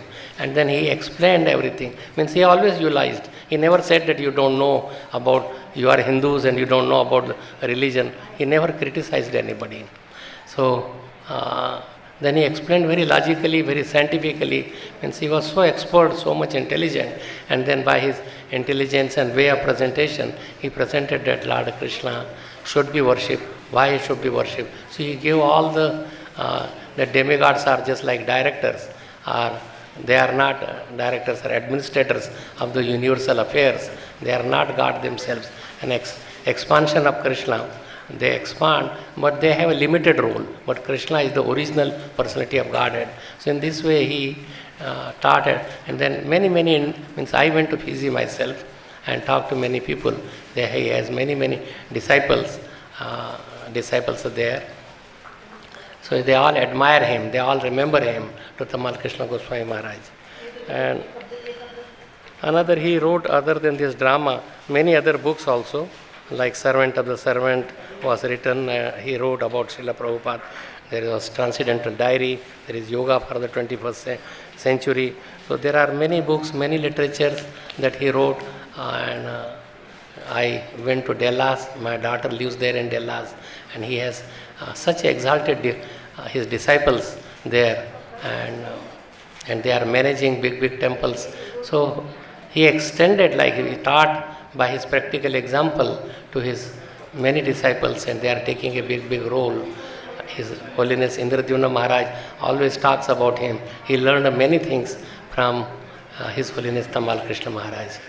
So I'm thankful to all of you that you are coming and hearing about such a stalwart devotee of Srila Prabhupada, and who led the society in a wonderful way. So much book distribution, you heard many qualities about him, about big distribution, transcendental competition with Tripurari Maharaj and Los Angeles Temple thing. He was with Vishnu Jan Maharaj, and both would go, and wherever they would go, they will collect a big crowd. In some one way that I saw also, big crowd, and many will surrender and become devotee. The biggest example that how whenever they will go travel to some temple, they will stay in a temple, and Gita Nagari was one of the places where they used to come. They had this bus parties. So many buses were there, from 1 to 40 buses that I heard, that they will go and go to colleges, universities. Satsvarup Maharaj was also there, and Bhakti Tirtha Maharaj was there. So they were all in this party and going library to library, university to the university. But wherever they go in a temple, many devotees would like to join His Holiness Tamal Krishna Maharaj's. So at the end, by 76, they were all tired that our devotees are getting less and less in the temple. Who will manage the temple? Who will take care of the temple? So they had to ask Srila Prabhupada, and then Prabhupada made some compromise, something that everybody cannot just go, or sometimes they were stopped from coming to the temple. People were afraid that he comes to the temple, he may take away some of our devotees who are the members who are distributing books, running the temple. So anyway, we should learn from the example of His Holiness Tamal Krishna Maharaj, and I beg that he gives me in that we could also, taking his example, we could preach in whatever field that we are in, or whatever temple we are in, and preach to them, because that is the essence. Preaching is the essence for all of us. Bringing fallen conditioned souls back to the lotus feet of Krishna, Srila Prabhupada. And Chaitanya Mahaprabhu is predicted that every town and village my name would be heard. So we could take the example of Tamal Krishna Maharaj, how he did, what he did, and I'm thankful to him that I had some time to speak about him, remember him, and surrender at his lotus feet. Srila Tamal Krishna Goswami Maharaj ki jai. Namam Vishnupadaya Krishna Prasthaya Bhutale Srimati Bhakti Vedanta Swami Namane Namaste Saraswati Devi Gauravani Visharane Nivasesha Shanivari Paschari Deshitarane Vanchakapatrupascha Kripasanyabhyevacha Piritanam Bhavanebhyo Vaishnavebhyo Namo Namaha. So I think we've heard that Tamal Krishna Maharaj had many different moods. And he brought an intensity to those different moods. My experience when I was in 1971, I was on a bus, and as you know, Tamal Krishna Maharaj had many different buses going all over the United States. I was in Rupanuga Swami's bus. So there was a second bus, not as famous, but we went up and down the east coast of the United States. And every so often we would crisscross with the Radha Damodar buses. And one time, all the buses arrived at the same place, which was the University of Massachusetts at Amherst, Massachusetts. And they had a beautiful stage, and they brought Radha Damodar on the stage. And the entire area just packed up with hippies and professors, and it was quite a huge group of people. And I remember Tamal Krishna Maharaj, Vishnu Jan Swami, and Kirtanananda Swami there on stage. And Vishnu Jan Swami had a magical way of involving everyone. And he had a very raspy voice. And he was preaching, and then he finally brought it to a crescendo, and he said, "Now we must all bow down to the lotus feet of Shri Radha Damodar." He did it much better. But at that moment, everyone, all the hippies, all the tenured professors with varying degrees perhaps of arrogance, and everyone bowed down to Shri Radha Damodar. And it was just an amazing sight to see. And I remember seeing that just before I bowed down, I saw Tamal Krishna Maharaj looking very sweetly at Vishnu Jan Swami, kind of getting the whole impact of what had just happened. That everyone there kind of thought that if I don't bow down to these deities, I will be losing something very important in my life. So it was what was called back then a happening, that everyone bowed down. And Tamal Krishna Maharaj kind of looked it over, and then he looked very, very sweetly at Vishnu Jan Swami, and then he gave his obeisances.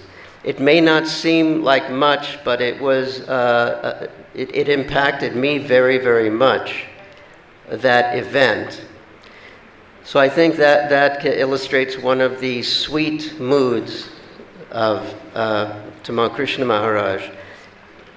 The next thing I had experience with Maharaj was when I came to Vrindavan in 1974.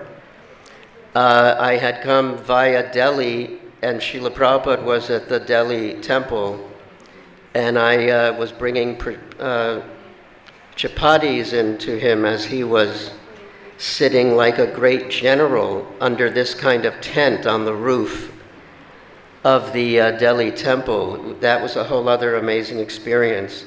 But we all went one day like in a caravan to Vrindavan, which is the first time I had ever been here. I was only 3 weeks in India. And of course, this is 1974, February. It's very cold. And where the temple is now was just a big crater, a big hole. There were a few concrete pillars with some rebar, some, iron rods coming out. But it was, there was the construction had not really started yet. And there was a construction tent. That was like the only structure, except for Srila Prabhupada's house, was partly built. But there was a construction tent, and I had just arrived. And so I was just looking around, and I walk into the tent, and there is Tamal Krishna Maharaj. And I was just, wanted to greet him, and he just looked up, and he said, "How much money you got?" And I said, "Excuse me? How much money do you have?" And I said, I think I have $40, Maharaj. He said, give it to me. It'll buy some bricks for the temple. And there's an old movie in America in the 50s called Over the Rainbow, where this character picks up her little dog and she says, "Well, I guess we're not in Kansas anymore, Toto." That's kind of how I felt, like this was a whole new experience and kind of the wild, wild East. And the sannyasis, it was a little different than I guess, a little more gentle, conservative way that people were acting in America. But it was in service to building what is the most important temple, not arguably, the most important temple in the world. So I don't fault him for that, but it was just another mood it was an intense desire to, to get all the resources, because they needed funds very badly to buy concrete. And so that was that experience. And then about 10 years later, I was living in Hong Kong, where Tamal Krishna Maharaj had been for some time. And because I was always kind of orbiting around book production, and Srila Prabhupada had asked me to get involved with the books in 1975 in Calcutta. So I wound up designing the cover of, I think, Tamal Krishna Maharaj's first book, The Servant of the Servant. It's a very simple floral design, and but he was extremely, the gratitude was so warm. That's why it was always, you never knew what to expect. He has that quality of just a unique quality where intensity imbibes everything, including the warmth that I had helped with that. And the last, I'm almost done. I know time is short. I found myself, as Prabhuji was just saying, I found myself in Fiji just about a day or two after Maharaj passed. And I found myself in a situation where I believe I was the only Prabhupada disciple on the islands. The GBCs were not, they were not there. So I found myself going to the different temples and trying to console the devotees who just experienced this life-altering, terrible loss. And what helped seemed to be myself describing that we had experienced the same thing when Srila Prabhupada left. That we are family, and it's the most difficult time for a disciple, but the way to be close to one's spiritual master, Tamal Krishna Maharaj or Srila Prabhupada, is to take up the mission of the spiritual master. And it is very important to glorify one's spiritual master all the time, but especially at these important times. But maybe I'm going too far to say this, but it is even more important to take up the mission of the spiritual master, because that is how you really are with him.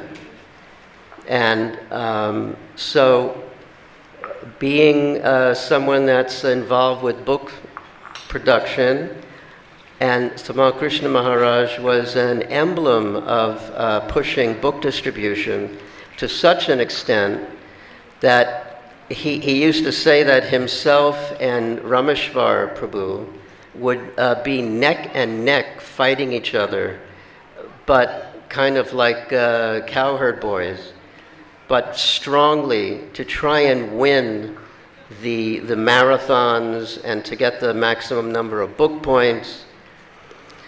And so Tamal Krishna Maharaj was really dedicated to book distribution and whatever books that were available. So I would just, and Srila Prabhupada, of course, he keeps saying that the books are the mission.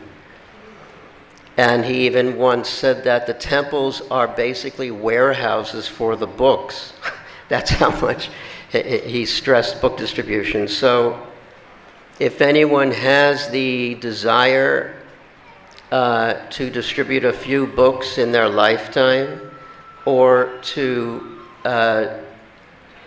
dedicate part of their life to distributing books, you will please Tamal Krishna Maharaj, His Divine Grace Srila Prabhupada, Bhakti Siddhanta Saraswati Thakur, who told Srila Prabhupada to be involved fully with books, and the entire parampara. So that is how we can really glorify our spiritual masters, more than speaking, taking action. Prabhupada always said, do it. When anyone gave an idea, Prabhupada would say, just do it. Even like he said to Tamal Krishna Maharaj, which came as a great shock, oh, you mentioned China, yes, you go. And he wouldn't stop saying that, and he had to go to China. That wasn't something in Tamal Krishna Maharaj's mind, but he pleased Prabhupada so much for doing that. So let's think about doing that, and I offer my obeisances to Tamal Krishna Maharaj and to my spiritual master Srila Prabhupada and to all of you. Please bless me. Hare Krishna.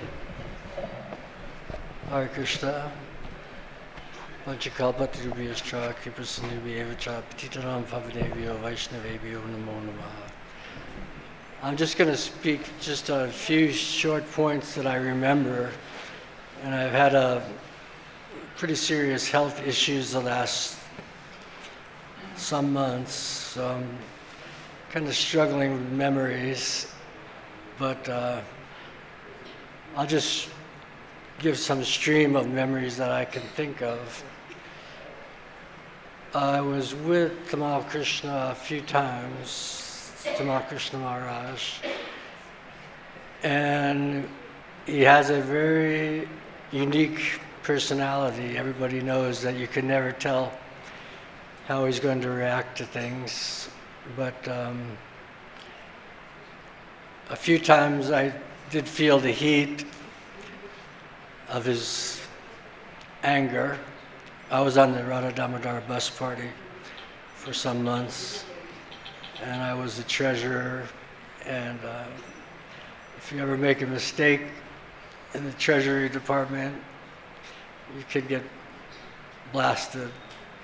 So I felt that heat, and I was able to deal with it and overcome it. And I wanted to mention that, people have different impressions because Tamal Krishna has such a diverse personality. But I was in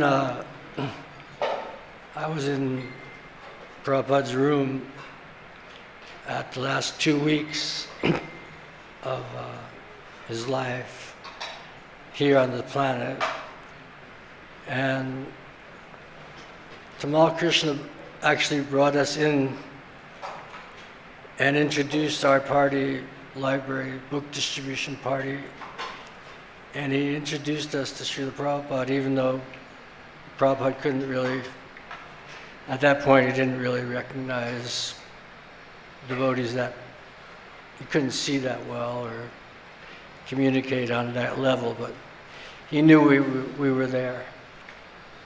And that was a kind of a, like impression that will always stick in my mind, that he helped my connection with Srila Prabhupada and the other devotees also that came the same way. And what we witnessed when we were there in the room was the team that Tamal Krishna and Bhakti True Swami was there, and a few other devotees.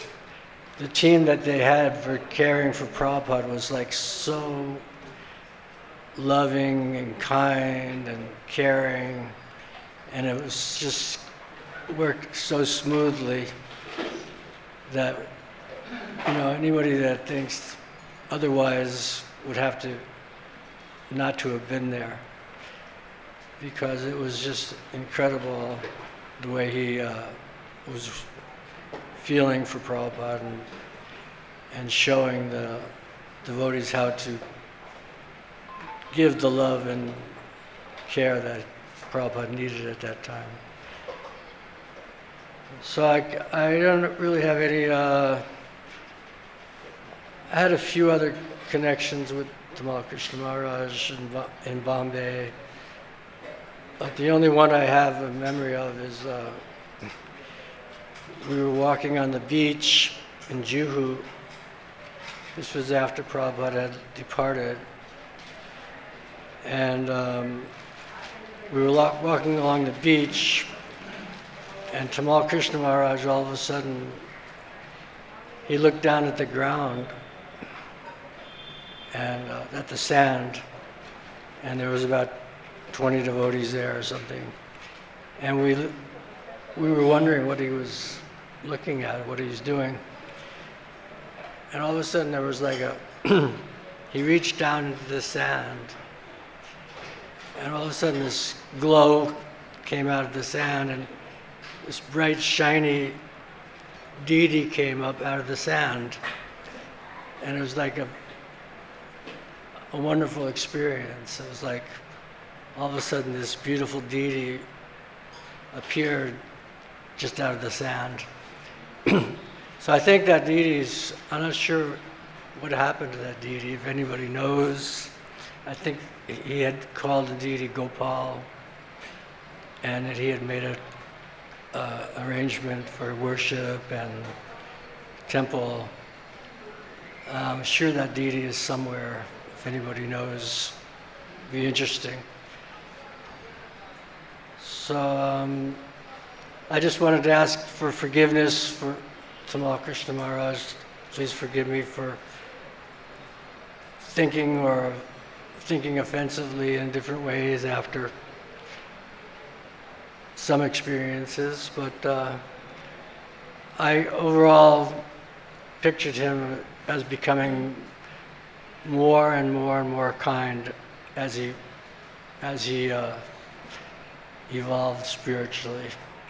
It was just like the kindness just kept coming and growing, and the anger or the kind of toughness kind of subsided.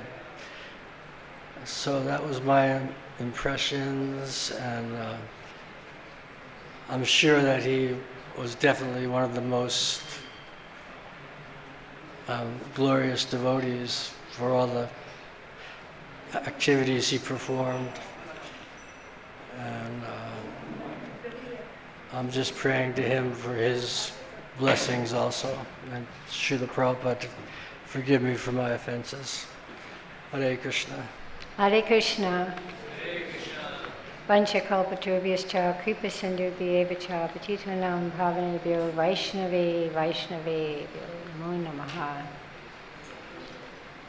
Srila Tamal Krishna Maharaj ki jai, Srila Prabhupada ki jai, Shri Gaura Bhaktivinoda ki jai.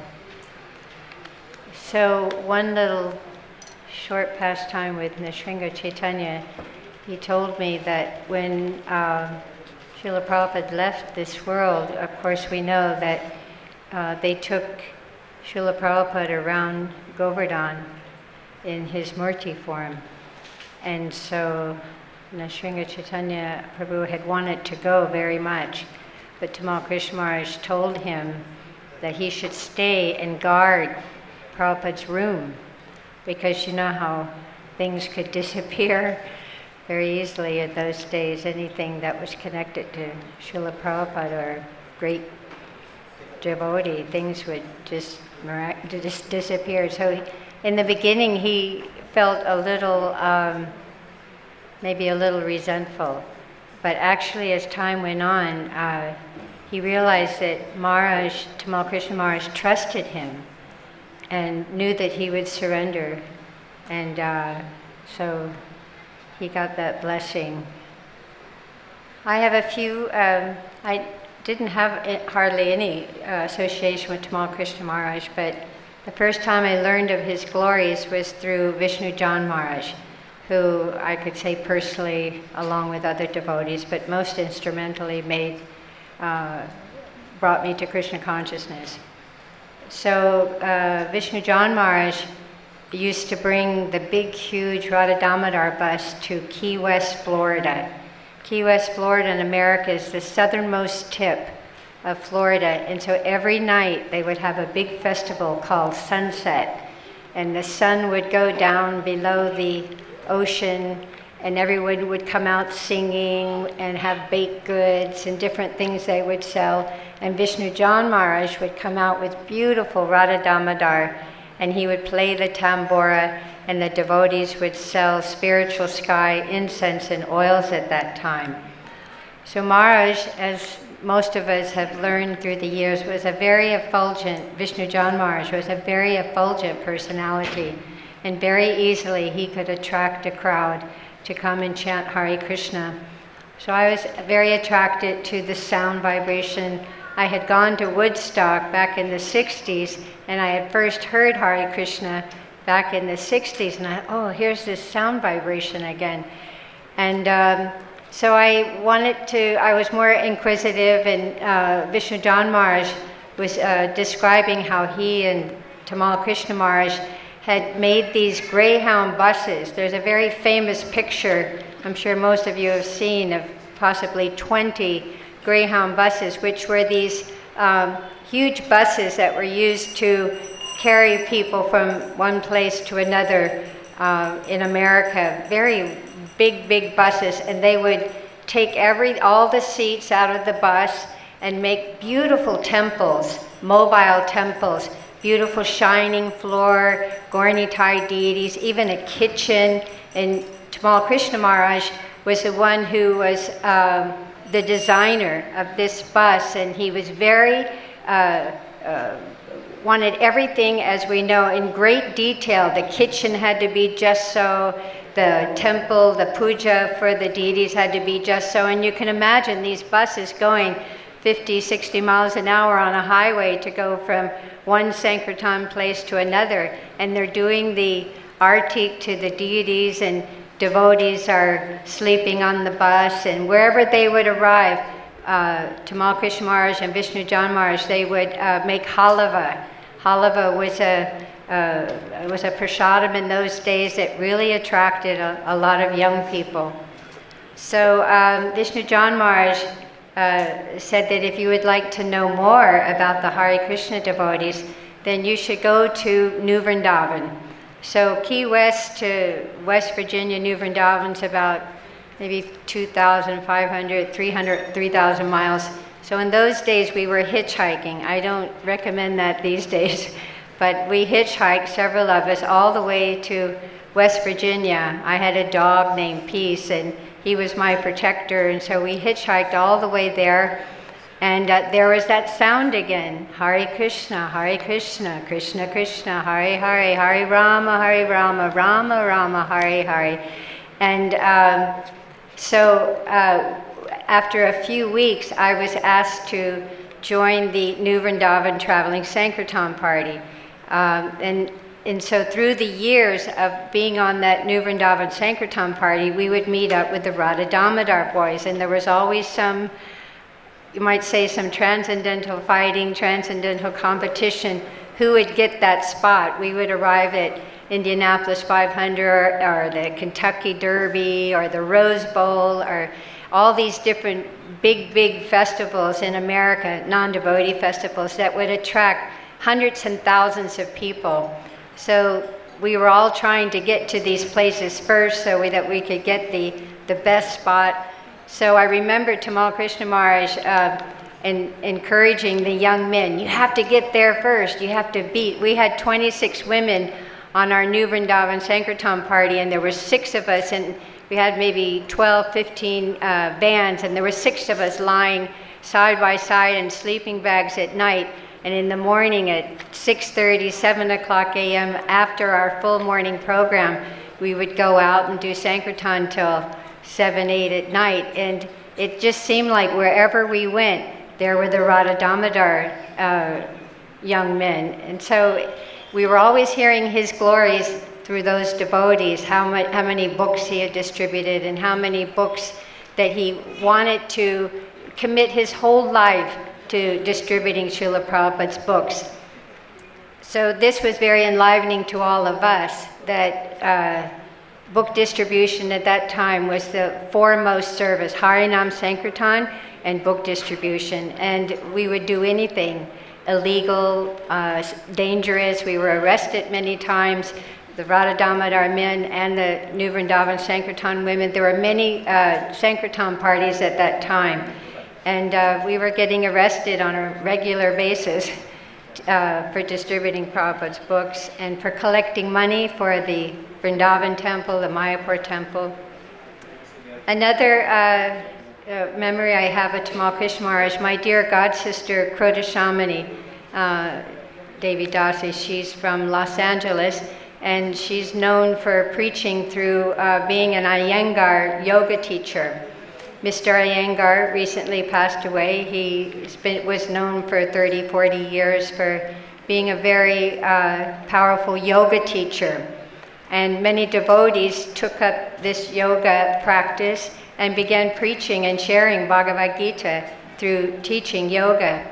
So Krodashamani wanted to learn how to cook all the specialties of India so that she could present in these different yoga festivals the wonderful food that comes from India, and so that she could offer and it could be given as prasadam.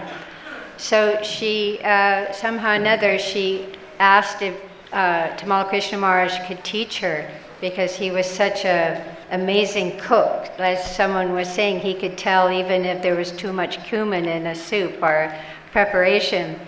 So first day, she went through a month of training, 30 days, and every single day she left the kitchen crying because Maharaj, she said, was just so heavy. But at the same time of crying, she was so stunned that she was learning so many things every single day, details of cooking, that she had never learned before.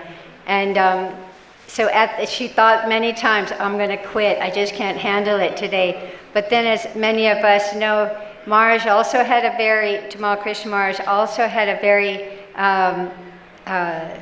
not soft side, but a very loving side, a spiritually loving side. So he was noticing, she was telling me, he was noticing that she was leaving the kitchen crying every day. And one day he came to her and said, you know, asked why she was so emotional. And Pradeshamani Prabhu said that, I want to learn this cooking, this art of cooking very nicely, but just sometimes you're a little heavy. And so Maharaj, actually he said to her, I don't mean to be, see how she said, he said, I don't mean to be, but I want you to learn it very perfectly so that when you make this kind of Indian cuisine, wherever you go in India, you will be able to glorify Srila Prabhupada, because he is the one who taught me how to cook like this. And he too was very specific in how the rice should be cooked, how the chapatis should be rolled, and how they should puff up. And so I too want you to learn this. And so Pradeshamani said after that day, which was maybe the second week, she had a whole different relationship with him. And after that month, she went back to the Iyengar Yoga Center, which is quite famous in Pune, near our temple actually. And she cooked this amazing feast for maybe 150 people who were visiting Mr. Iyengar at that time. And everybody was amazed. They were amazed how this Western girl could cook such nice paneer sabji and puris that would puff up, chapatis, samosas, dal, so many things, and everything was just so tasty. And Mr. Iyengar himself went on the microphone and announced that she is the disciple of His Divine Grace A.C. Bhakti-Vedanta Swami Prabhupada, saying the entire name, and she has learned this art of cooking from His Holiness Tamal Krishna Maharaj. And so we are seeing now how these Western Hare Krishna devotees, they are learning even how to cook so perfectly, and how she has offered it so nicely to the Supreme Lord. And we are all very much indebted to her and to these Hare Krishna devotees. So in the end, it was the difficulties of learning that service. It turned out to be a very wonderful, wonderful blessing. And to this day, she has such fond memories of Tamal Krishna Maharaj in the kitchen. I was there in 2002 taking care of Prabhupada's quarters when Tamal Krishna Maharaj met with his accident. And when they carried in his body, it was a very, very somber situation. And I remember rows and rows and rows of the Chinese devotees. They had come that year to be with Maharaj, Tamal Krishna Maharaj, and there must have been at least 10, more than 10, maybe 10, 15 rows of, in each row, maybe 20 Chinese men. And they were all, and they were very chanting their japa with their head down, every single one of them, and they sat there all day chanting japa, and you could see just some of them crying, just offering their hearts to Tamal Krishna Maharaj. And when I see that scene, I just know how Tamal Krishna Maharaj, how he must have affected the entire country of China, and as many have noted, very, you might say, inauspicious country. But then Tamal Krishna Maharaj and now many other devotees, they have made so many devotees in China. They meet in underground places to chant and to read Prabhupada's books. And Tamal Krishna Maharaj, he gets the glory for developing Krishna consciousness in China, and I'll always remember those boys. And later on I got to speak to a few of them, and so much love, and that their life was useless before. Most of them were Buddhists, or they were pursuing an impersonal philosophy, but that Tamal Krishna Maharaj had changed their life and that they want to spend the rest of their life trying to please him and to please Srila Prabhupada.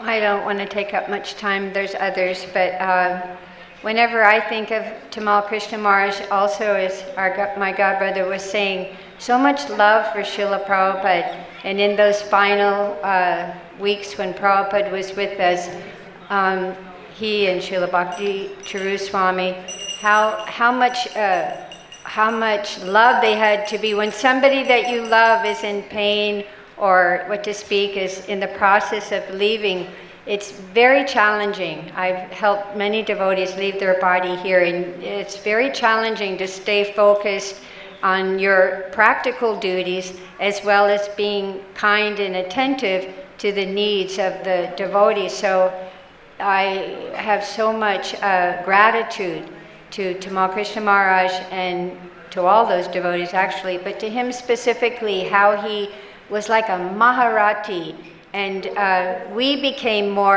were like spiritual warriors too, the women, but whenever we would hear about him, we didn't think of ourselves so much as a woman. We thought of ourselves as Sankirtan warriors, and to this day I feel that mood carries me. And when I see pictures or I have read some of the books of Tamal Krishna Maharaj, that mood of how he never deviated from wanting to push on Srila Prabhupada's glories.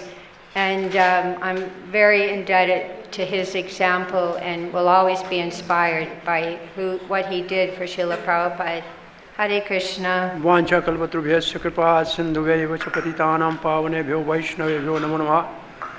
Shri Tamal Krishna Goswami Maharaj ki. Very famous among the disciples as Srila Gurudev, and among the God brothers as Goswami. In 47, Maharaj appeared, and by age of 22, he joined Srila Prabhupada in 68. And by 71, he got Tridandi Goswami. He got BMW. Yeah, he got BMW by Srila Prabhupada in Jaipur. Body, mind and words dedicated to Krishna. So the one who gets BMW, he can travel everywhere.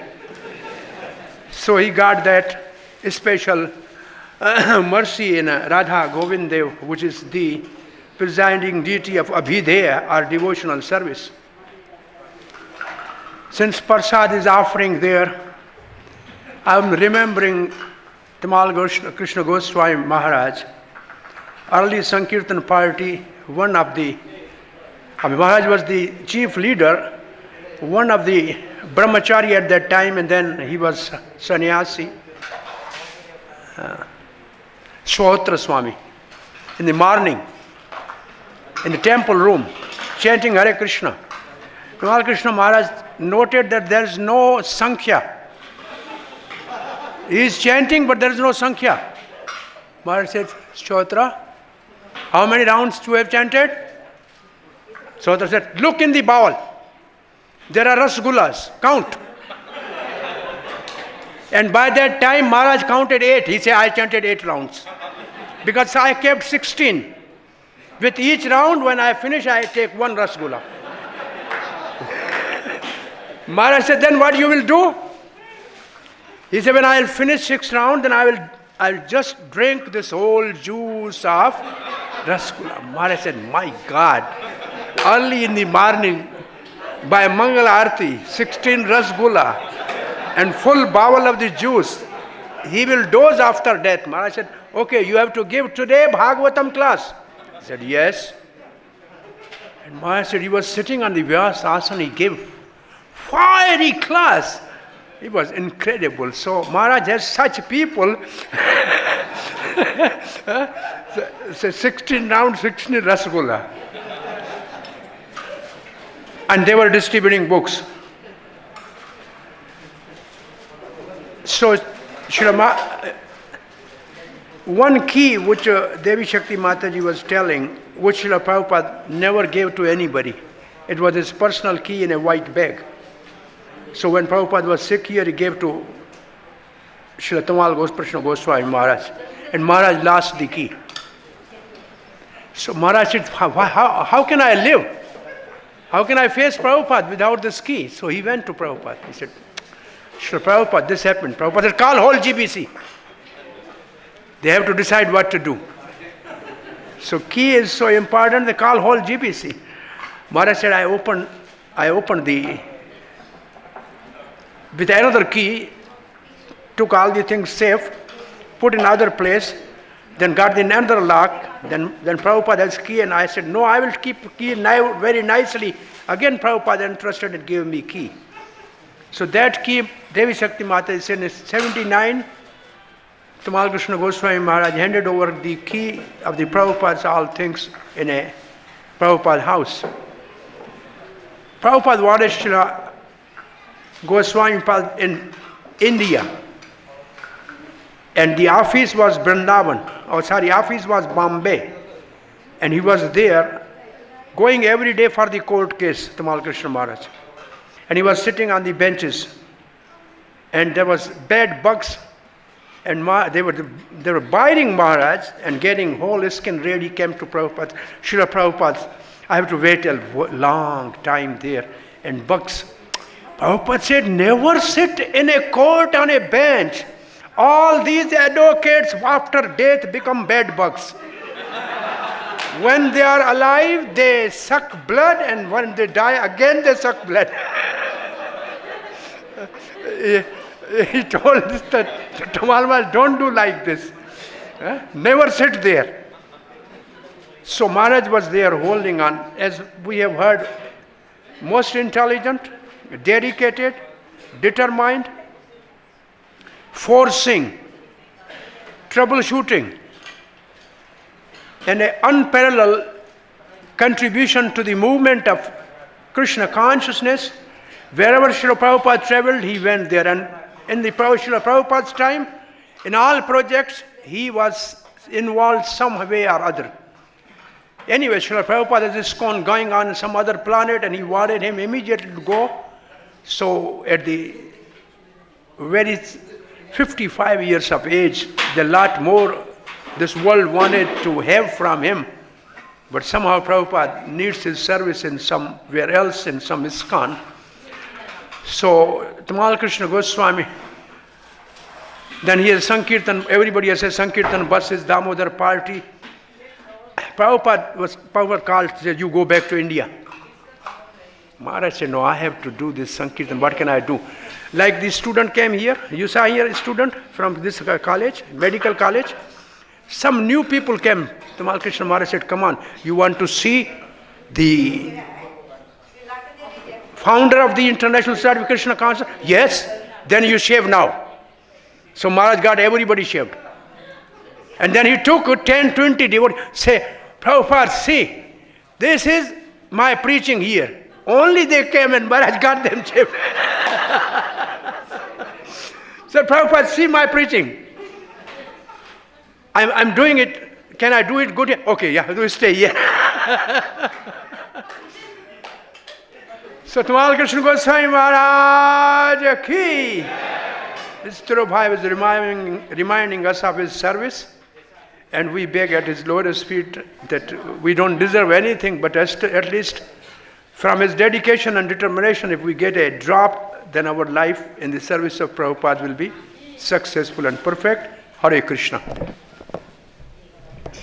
Gurave Gaura Chandraya Radhikaya Tararaya Krishnaya Krishna Bhaktaya Tarbhaktaya Namo Namaha.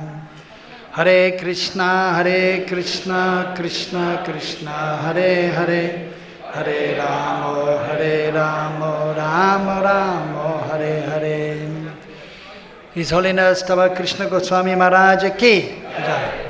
So we all heard and how His Holiness was one of Prabhupada's very dear, very important disciples. When I first came here in 1980 to Sri Vrindavan Dham, so Maharaj used to come here of course, very regularly. And we had heard about his wonderful devotional service. First time I met him personally at an exchange, that was 1981, as I was going to Mayapur for the festival.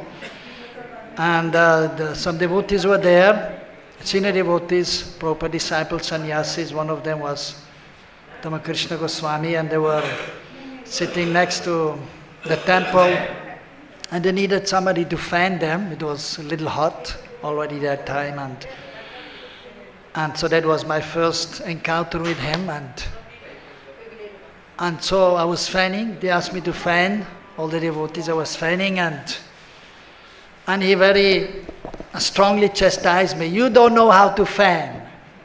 I said, okay, Maharaj. And then he was just explaining how I should fan. And then I was doing, and then he was a little okay.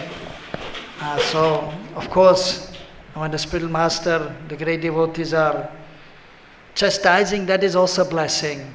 And I could realize at that time how, although he was chastising, but he was also very much affectionate and loving. So the spiritual master is soft and loving as a beautiful rose, and is hard and strong like a thunderbolt. So I had that experience right at the first time I met him and had an exchange with him.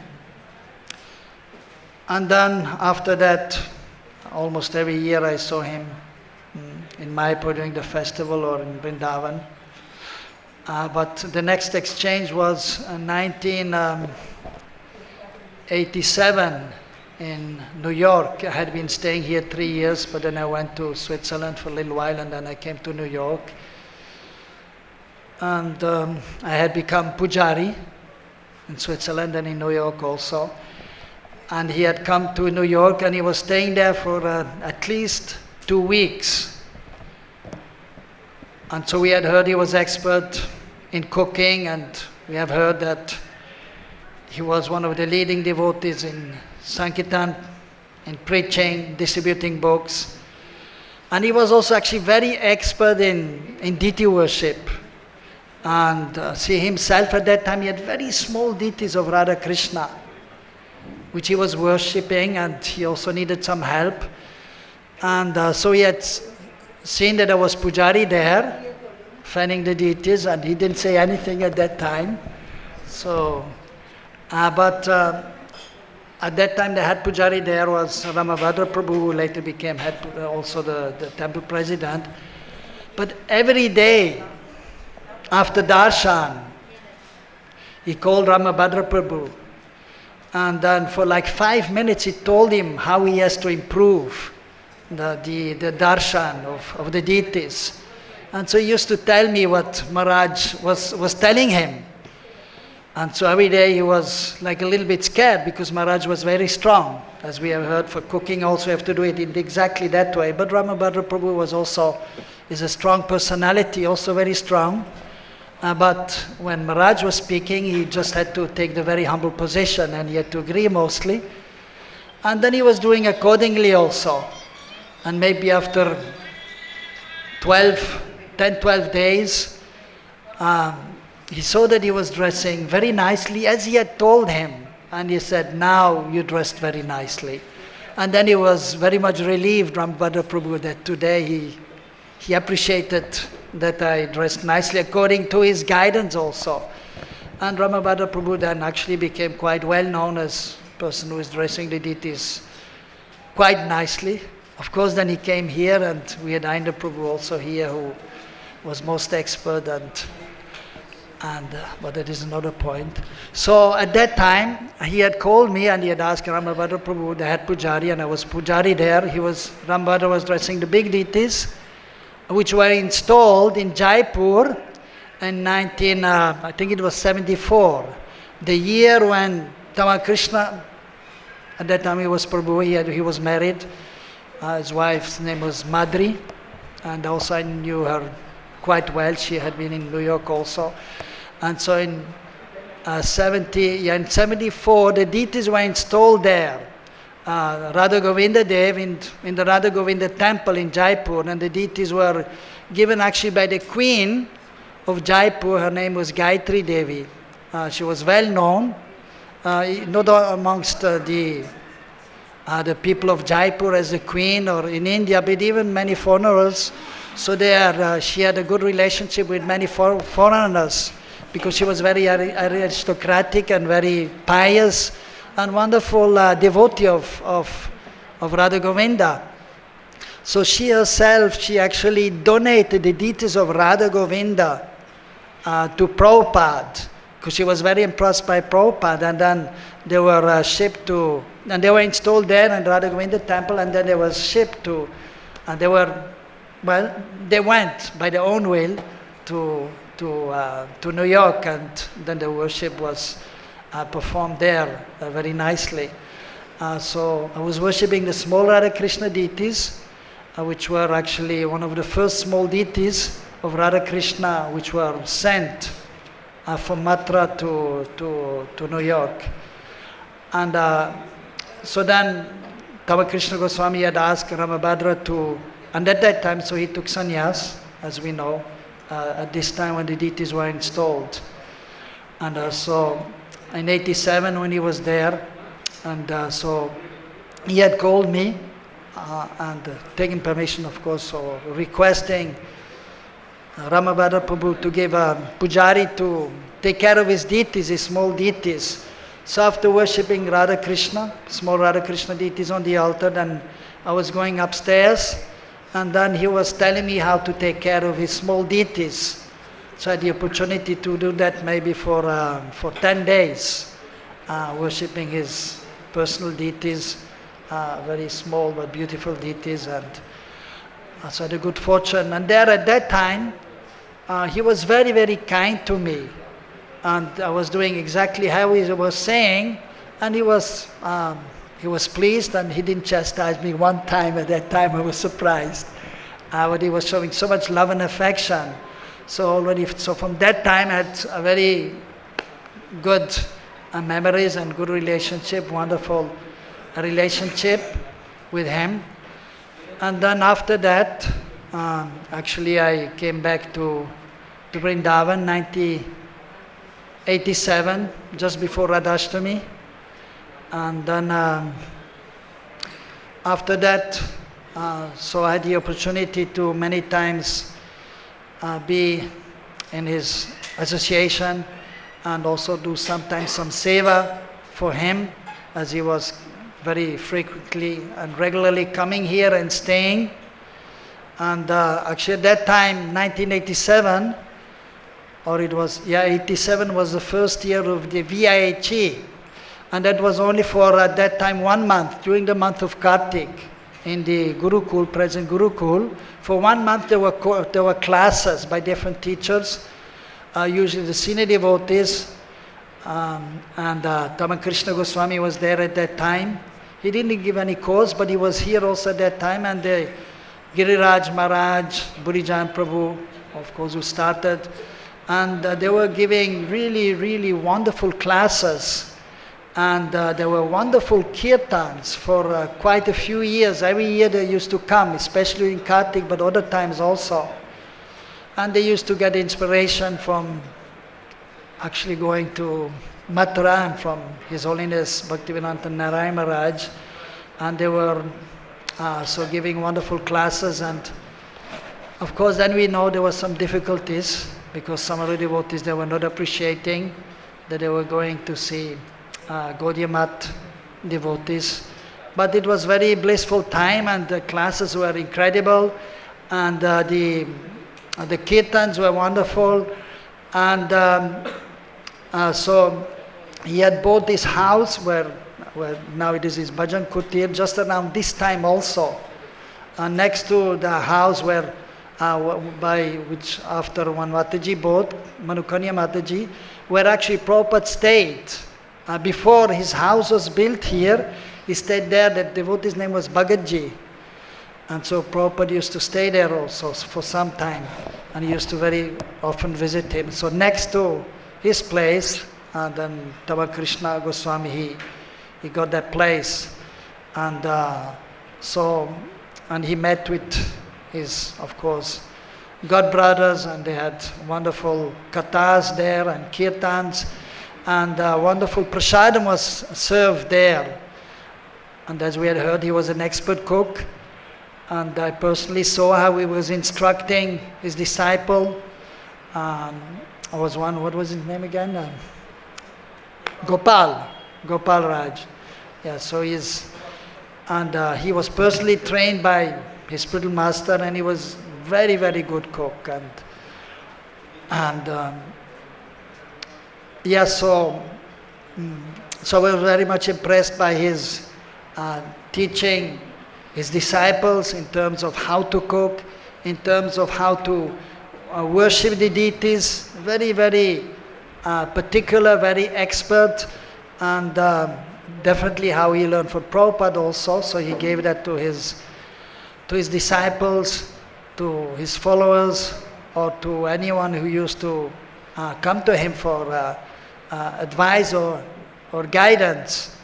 So he was a perfect disciple of Srila Prabhupada, trying to do as Prabhupada wanted, and being blessed by Prabhupada, he was the expert teacher, teaching the disciples in a loving way, but also many times in a very strong way for their benefit, so that they may be able to grasp or do exactly as it should be. And also, I was very much impressed not only by his giving this instruction in regards to cooking and to deity worship, and of course, as we know, also preaching and distributing books. He was supporting that, but his lectures, they were really wonderful. When he was giving class, everyone was practically mesmerized by his wonderful classes. So he was extremely intelligent, and so the presentation was wonderful, very attractive, very convincing. But even in ordinary matters of managing whatever has to be done, so he was expert manager also, and so he had practically, you can see that he had the full mercy of Srila Prabhupada and the Supreme Lord, and so he was a wonderful Vaishnav, and a Vaishnav, he becomes expert in everything he is doing, just like Srila Prabhupada. He was expert cook, he was expert pujari, he was a greatest preacher, and very practical in managing the affairs of ISKCON. Similarly, His Holiness also, he was exactly just like, of course, not as Prabhupada, but following just like Prabhupada, and becoming expert almost just like Prabhupada in regards to cooking, deity worship, and preaching effectively, and also managing the affairs of the places he was responsible for. So on this day, of course, it was a very sad news when we heard that he left this world. I remember also there's one devotee had just come, had given the news. He had also come from Mayapur actually, and just before Maharaj left, and he had then told in the morning, early morning he had left. I think it was after Mangalarti he had left, right? And then before Mangalarti he left. Yeah. And then, but very soon the news spread all over the world, and here also in Vrindavan, and everyone was shocked that Tamal Krishna Goswami left, because as we had heard, yes, he was just 55, and he was such an important leading person, practically, from my point of view, for many devotees. He was the leader of the leaders of ISKCON. Of course, as we had heard, many they didn't agree with him, and he was very strong in many ways. But overall, from my point of view, and many devotees, he was practically the leader of the leaders of our society. So it was a great shock for the devotees, of course, especially for the disciples, but for general devotees also when he left this world. But it was definitely unexpected, and in an accident also. But we cannot judge, and by the will of the Lord, and we understand that these great personalities, they are living by the will of the Lord, and we should not think about how devotees living this world, but we should see what he has done. So he has done so much for Srila Prabhupada, for our society, and we respect him for that, and so we pray for his mercy that we may be able to do also just a little bit seva for the pleasure of Srila Prabhupada, for the society, for the pleasure of the Lord. And so he left unexpected a little bit, but what to do? The ways of the Lord, sometimes we cannot understand the plan of the Lord, but we have to accept the plan of the Lord. But the Vaishnavas are always glorious, and of course all his activities as a devotee were glorious. And then even of course after departure we know that the devotees, as we have heard and as we understand also, that Prabhupada, just like Mahaprabhu or Krishna, they're going from one planet to another planet, performing the pastimes. So similarly also the Acharyas, following Sri Chaitanya Mahaprabhu, the 6 Goswamis, and then even Bhaktisiddhanta Prabhupada, our Prabhupada. So we know that they have gone to some other planet, preaching Krishna consciousness, and those who are dear to him, and those who are very confidential or his devotees, closest disciples, so they have gone to assist him to wherever they are in this world. Of course, we also know that the pure devotee is always present in Gaur-lila and Krishna-lila, but at the same time, they're also continuing preaching in this world the message of the Lord in one of the different universes. So we pray to his lotus feet that we may be able to also become worthy instruments in the hands of Srila Prabhupada. His Holiness Tamal Krishna Goswami Maharaj ki, Srila Prabhupada ki, Go Premanande, Hari Hari Bol, Hare Krishna.